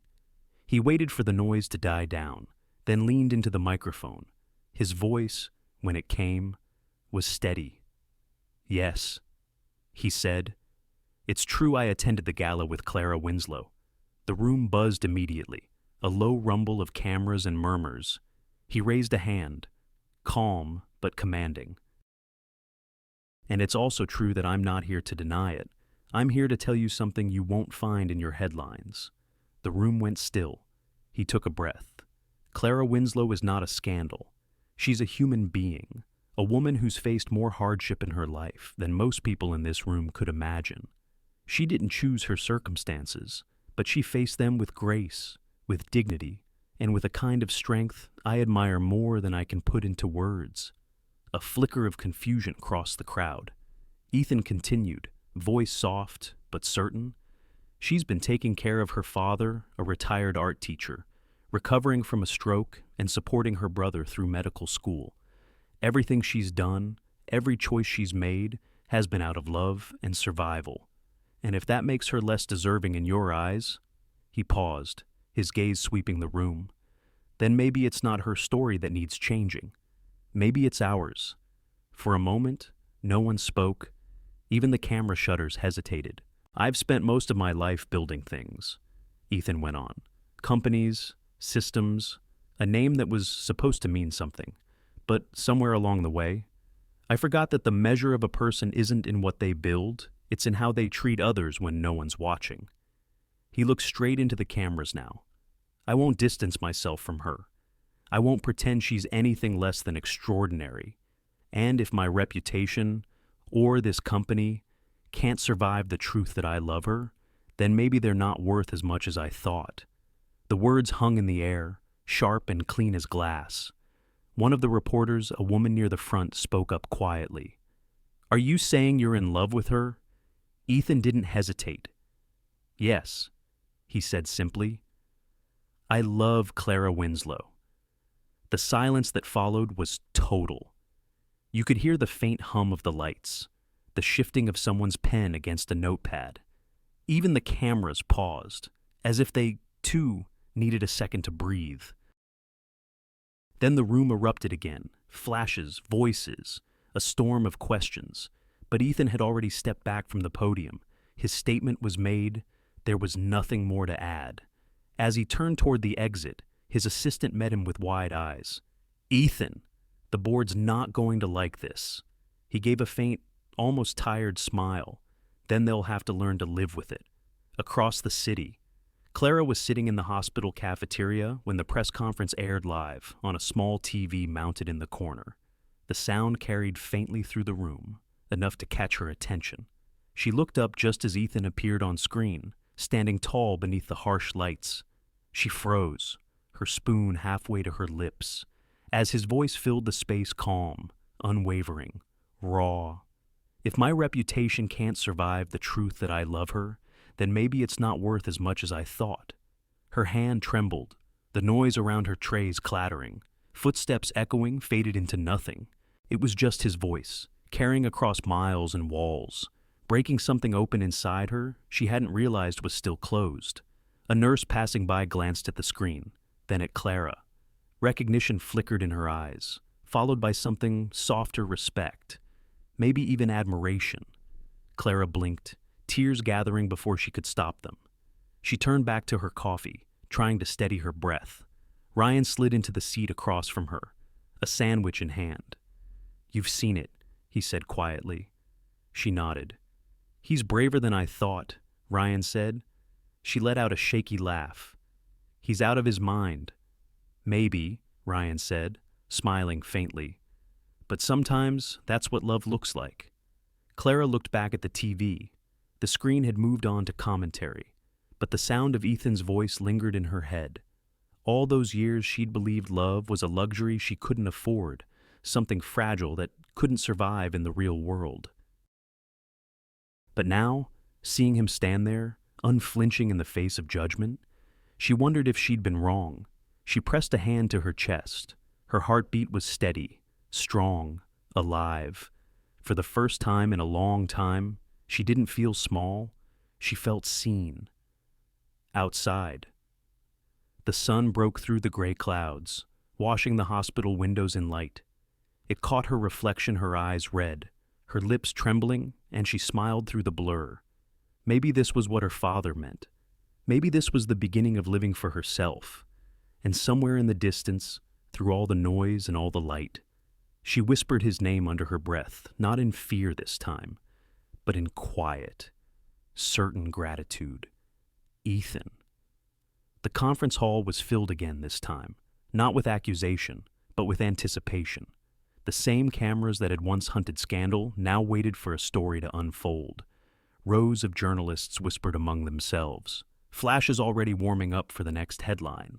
But the air felt different today, quieter, heavier, as if everyone sensed that something true was about to happen.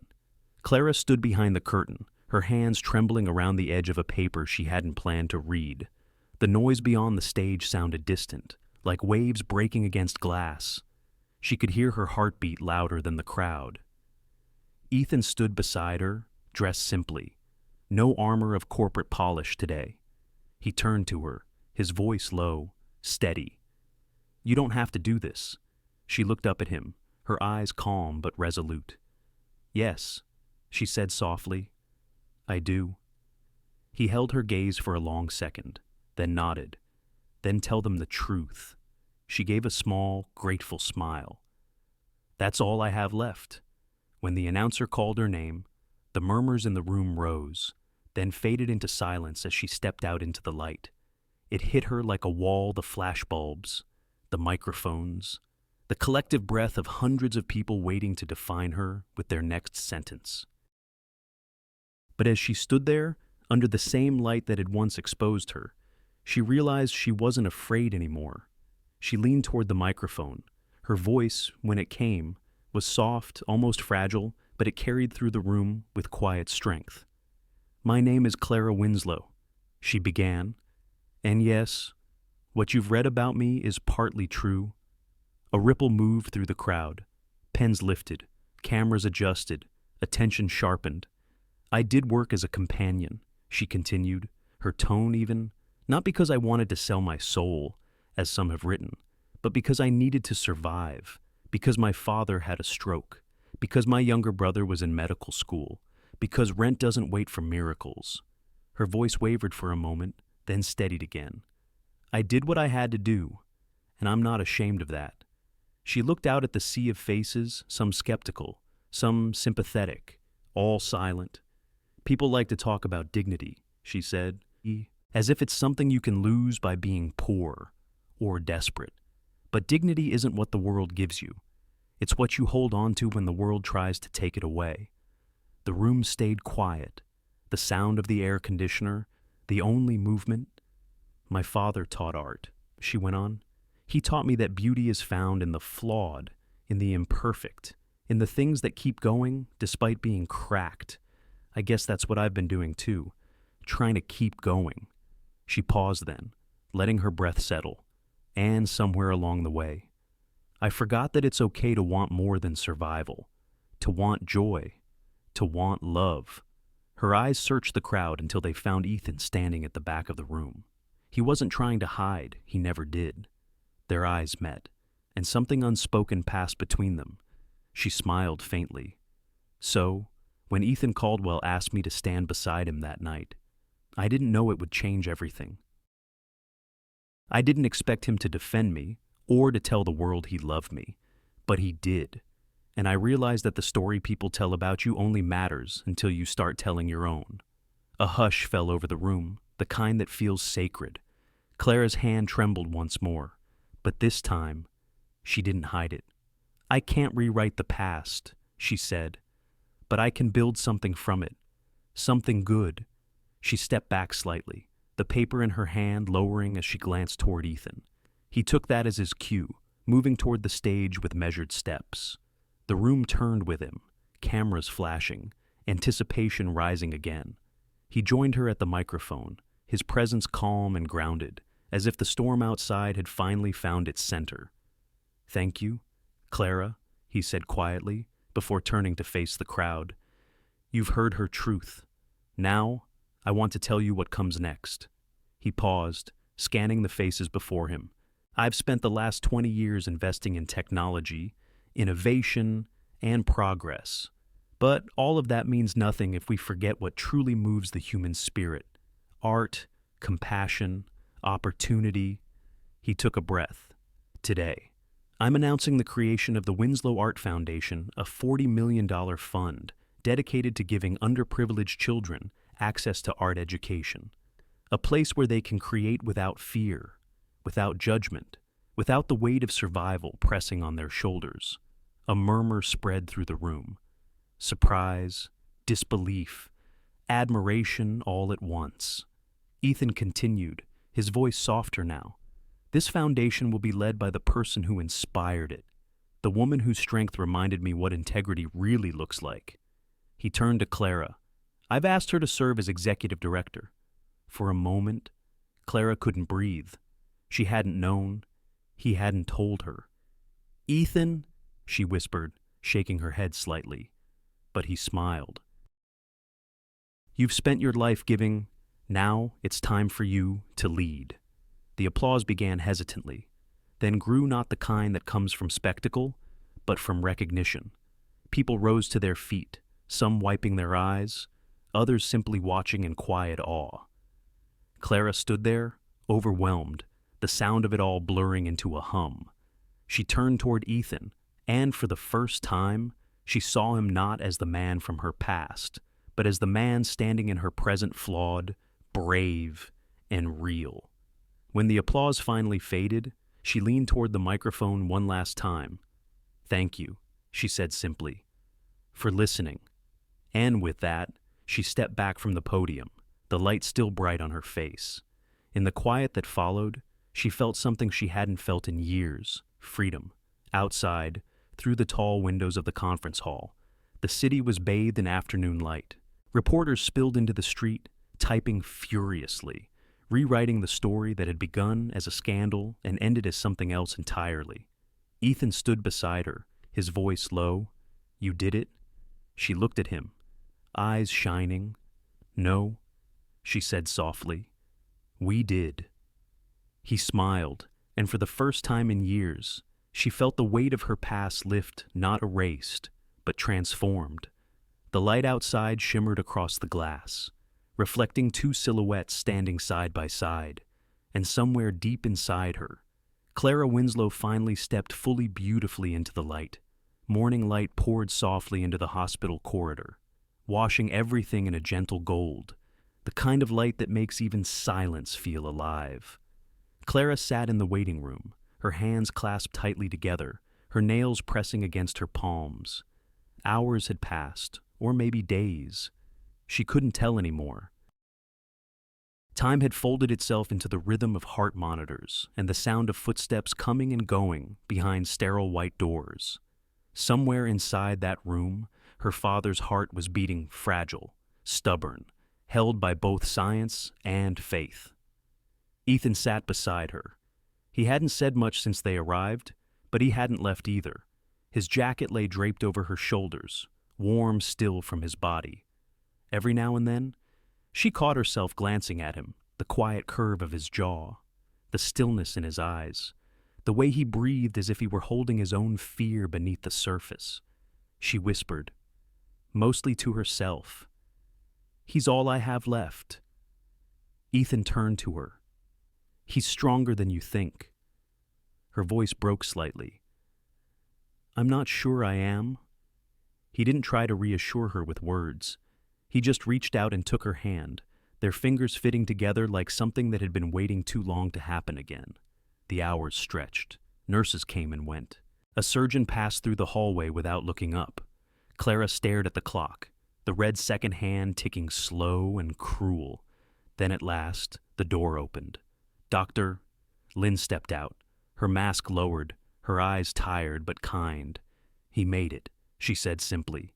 The world tilted. Clara's breath caught, her chest collapsing with relief. Tears filled her eyes before she could even stand. Ethan rose, steadying her as she pressed her hands to her face, the sound of her sobs echoing softly through the sterile hall. "He's still weak," the doctor continued, "but the surgery was a success.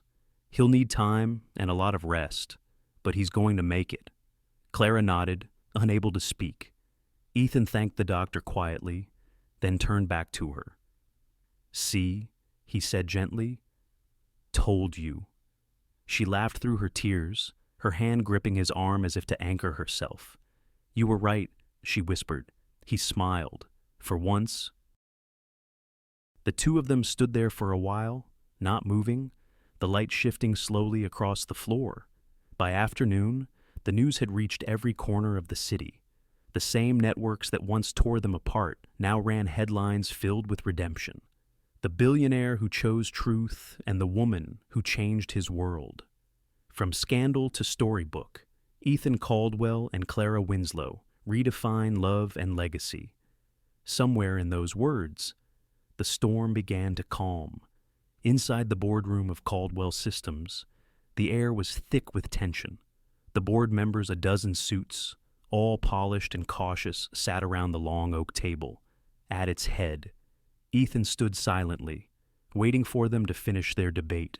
"We've stabilized the stocks since yesterday's press coverage," one of them said. "Public sentiment has shifted. Investors see integrity now, not weakness." Another added, "Frankly, the foundation announcement was genius. You turned controversy into compassion." Ethan's expression remained neutral. "I didn't do it for strategy," he said. "No," the first man replied, "but it worked." There was a murmur of agreement. Then the chairman leaned forward. "The vote was unanimous. The board stands with you. Ethan, you remain CEO." A moment of quiet followed. Relief wasn't loud. It was still, deep, almost sacred. Ethan nodded once. "Thank you."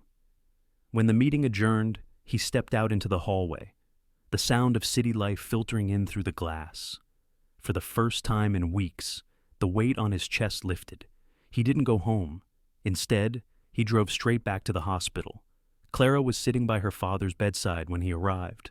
The old man was asleep, his chest rising slowly beneath the thin blanket. The room smelled faintly of antiseptic and sunlight. Ethan stood by the doorway, watching her for a moment, the soft way she brushed hair from her father's forehead, the quiet patience in her touch. "You look like you haven't slept," he said. She turned, smiling faintly. "Neither have you." He stepped closer. "They kept me as CEO." Her eyes widened. "Really?" He nodded. "The storm's over." She leaned back slightly, the relief visible in her shoulders.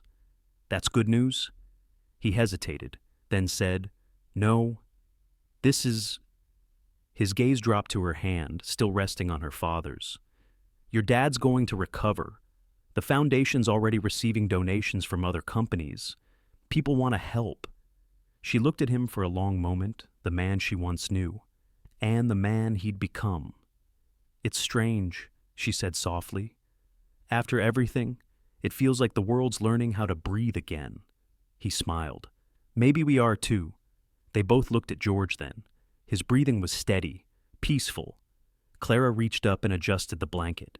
"He'd be proud," she said quietly, "of what you did, of what we're building."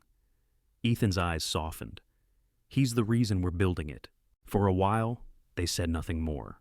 The hospital room was calm, a rare kind of stillness that made even time hesitate.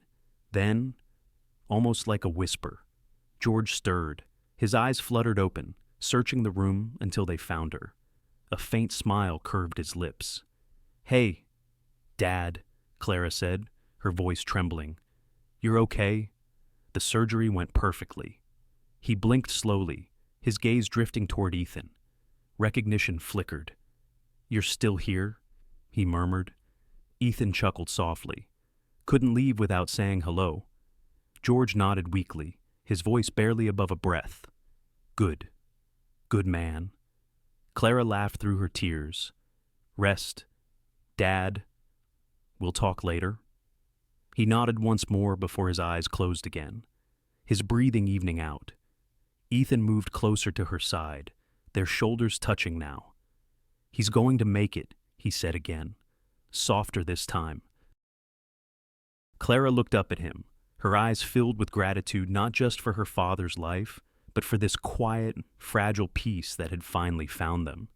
Outside the window, the afternoon sky stretched wide and blue. The city below gleamed alive, pulsing, indifferent and beautiful all at once. The world hadn't changed, but something in them had. Clara turned toward Ethan, her voice barely a whisper. "You know what my dad used to say? What every heart deserves a second chance, even the broken ones." He smiled, his fingers brushing hers gently. "Then, I guess we just got ours." For a long moment, they sat there in silence, two souls once lost in different worlds, now finding home in the same quiet room. The monitors hummed softly. The city kept moving. Life, imperfect and precious, went on. And somewhere deep inside that stillness, beneath the hum of machines and the slow rhythm of healing hearts, love began to feel, once again, like a kind of miracle. Late afternoon sunlight spilled through the tall windows of the Winslow Art Foundation in Brooklyn, turning the air golden. Dust motes drifted like slow-moving stars above the wooden floors. In the corner of the main studio, a group of children sat hunched over canvases, their laughter echoing softly against the walls.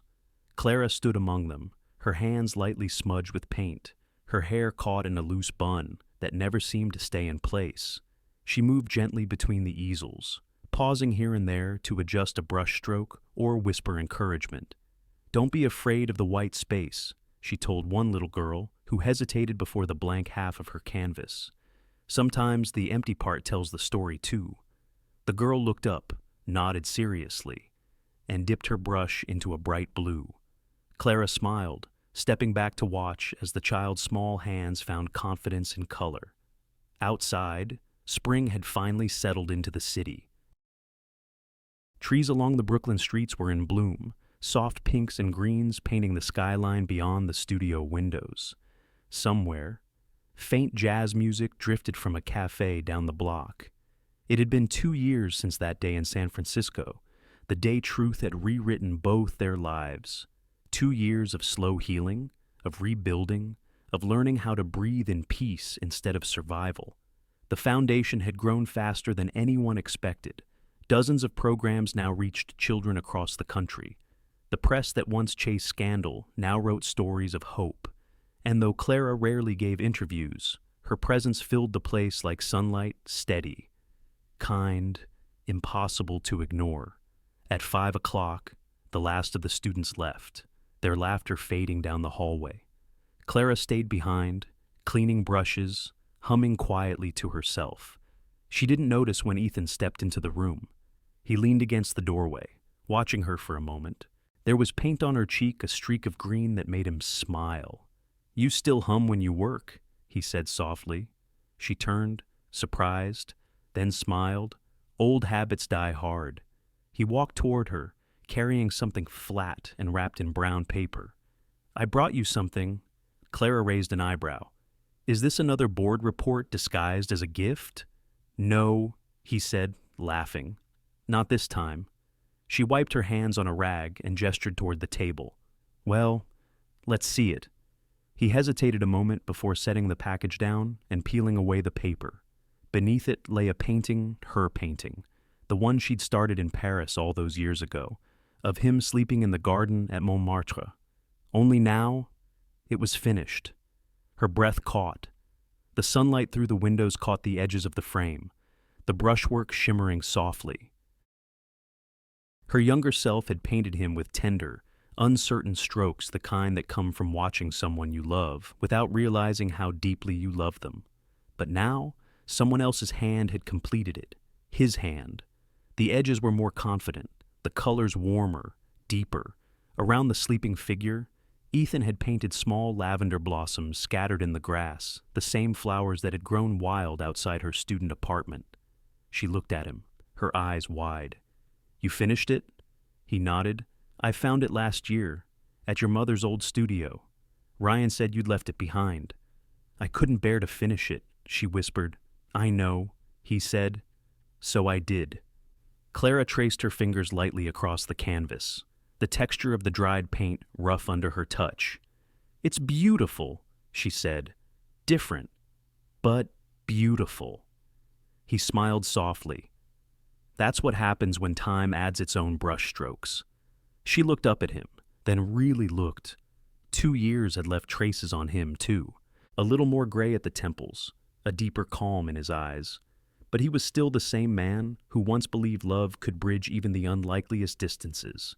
And now, somehow, it had. She turned back to the painting, her voice quiet. "You were always so still when you slept," she said.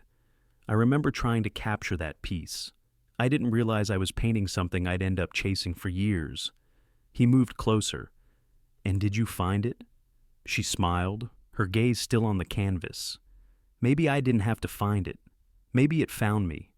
There was a long silence between them, the kind that said everything words couldn't. He finally spoke. "You know, I used to think that love was something you had to earn, something you worked for, like success. But watching you here..." He gestured toward the studio, toward the light spilling across her face. "I realized it's not something you build. It's something you return to." She laughed softly. "You're starting to sound like an artist." He chuckled. "Don't tell the board. They'll start worrying about my productivity." Clara shook her head, the sound of her laughter gentle, unguarded. Then she looked back at the painting again. "Paris feels like another lifetime," she murmured. "It was," he said. "But maybe that's what makes this one mean more." They stood there, side by side, in the fading light. The hum of the city outside mingled with the soft creak of the old floorboards beneath their feet.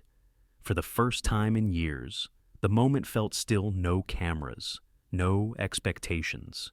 Just two people standing in the quiet they had both earned.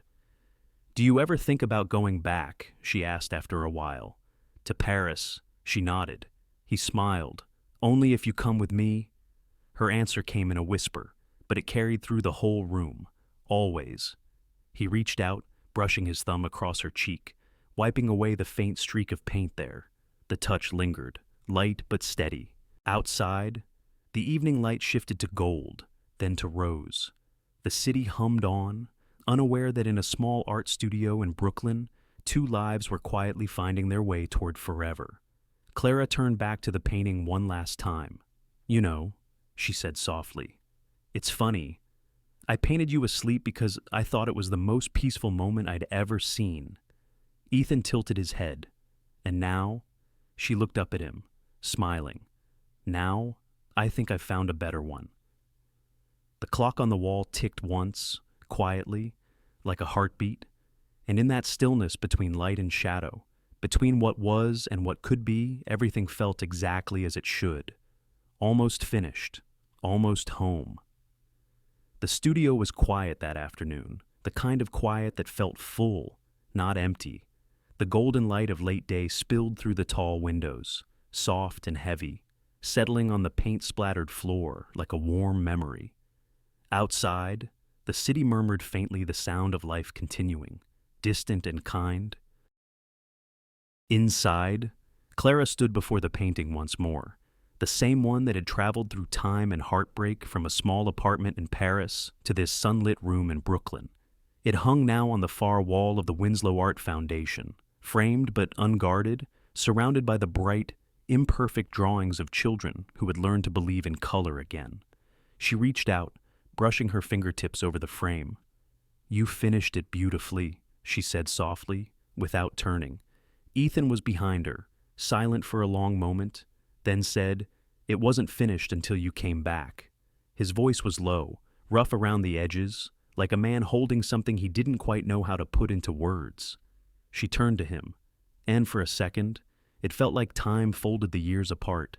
The storms, the noise all dissolving into this one, quiet space where everything finally made sense. He walked toward her, the light catching the edge of his suit, softening it. In his hands, he held something small, a velvet box, worn slightly at the corners. He didn't open it right away. He just stood there, close enough for her to feel his breath. "Clara," he said, and the sound of her name carried 1,000 things, every missed letter, every sleepless night, every hope he'd been too afraid to speak aloud. She waited, her heartbeat steady and calm in the still air. He took a breath. "You once told me that love wasn't enough to keep two people together, that sometimes the world got in the way, and for a long time, I believed that." His eyes softened, but now I think love isn't about staying untouched. It's about surviving the storms and still choosing to come home. He opened the box. Inside, nestled in a circle of soft velvet, was a ring simple, elegant, with a slender band of gold. Along the surface, etched so delicately it looked almost like a whisper, was the shape of a paintbrush intertwined with a small sprig of lavender. Clara's hand came to her mouth, her eyes filling before she could stop them. "Ethan!" He went down on one knee, the late sunlight pooling around him, catching in his hair, making the moment feel almost suspended in time. He smiled, not the confident smile of a billionaire, but the quiet, vulnerable smile of a man who'd finally found where he belonged. "I don't want a perfect life," he said, "just one that's real, one with you." For a heartbeat, the world stopped, the hum of the city faded, the light stilled, and everything narrowed down to this: his eyes, her tears, and the silence between them that felt like peace. Clara knelt too, closing the small space between them. Her fingers trembled as she reached for his, covering the ring, covering his heart. She laughed through her tears, the sound soft and shaky. "You know, for a man who once built empires, you really do have a way with simplicity." He smiled, eyes glistening. "So, is that a yes?" She didn't answer right away. Instead, she leaned forward, her forehead resting lightly against his. "It's more than yes," she whispered. "It's everything." When she pulled back, she let him slip the ring onto her finger. The metal felt warm, alive, as if carrying the memory of everything they'd been through. Around them, the room seemed to breathe again. The light deepened, turning the studio to amber. The children's paintings glowed on the walls, small suns, open skies, handprints in wild, impossible colors. Ethan stood, helping her up, and for a moment they just looked at each other, no need for words, no need for promises, just presence. Then he leaned in and kissed her slow, steady, tender in the golden air that smelled faintly of turpentine and spring. Outside, laughter rose from the street below. A dog barked, somewhere. A train passed in the distance. Life, steady and ordinary, went on. But in that small studio, time felt different, softer, like it had forgiven them both. Clara rested her head against his shoulder, eyes closed, her voice barely a breath. "Do you ever think about how far we've come?" Ethan's arm tightened around her. Every day. They stood there, surrounded by the sound of sunlight against glass, the faint rustle of paper, the quiet hum of something greater than both of them. On the wall behind them, the finished painting caught the last light of the day. The figure of Ethan, the one she had painted so long ago, seemed to glow gently, surrounded by strokes of lavender and gold. And for a moment, it looked as if the man in the painting was finally awake. Clara smiled at that thought, a soft, knowing smile, then turned toward the window, where the sun was slipping low across the skyline. Ethan followed her gaze, his voice a quiet echo beside her. "You think fairy tales still exist?" She looked up at him, the light reflecting in her eyes like something eternal. "Maybe they do," she said. You just have to be brave enough to believe again." He brushed a stray strand of hair from her cheek, his thumb lingering there. Outside, the day exhaled its last golden breath. The light lingered for a moment longer, then gently, beautifully, it faded. And in that lingering glow, surrounded by children's art, the scent of paint and lavender, and the quiet sound of two hearts finally at rest, their story came full circle. Because some endings aren't endings at all. They're just love finding its way home. Sometimes, life takes us on long, winding roads through heartbreak, misunderstanding, and loss only to bring us back to what truly matters. Ethan and Clara's story isn't just about love found again. It's about grace, forgiveness, and the quiet courage it takes to begin anew. We spend so much of our lives building things, careers, reputations, plans, yet the real treasures are found in the moments we choose, compassion over pride, honesty over fear. Clara's strength reminds us that dignity doesn't come from status, but from the heart's endurance. Ethan's journey shows that success means little without kindness to share it. No matter how old we are, it's never too late to soften, to forgive, to open our hearts again. Time doesn't erase pain, but it can turn it into wisdom. And perhaps, as their story whispers, fairy tales do, still exist not in castles or perfect endings, but in the simple human act of believing once more, in love, in hope, and in the goodness that still lives quietly inside us all. Thank you, dear listeners, for spending your time with Shining Stories today. If this story touched your heart, if it reminded you of love, forgiveness, or second chances, please take a moment to like, share, and subscribe to our channel. Your support helps these gentle stories reach more hearts around the world. Stories that remind us that kindness still matters, and that it's never too late to believe in hope again. Until next time, take care of your heart and keep shining.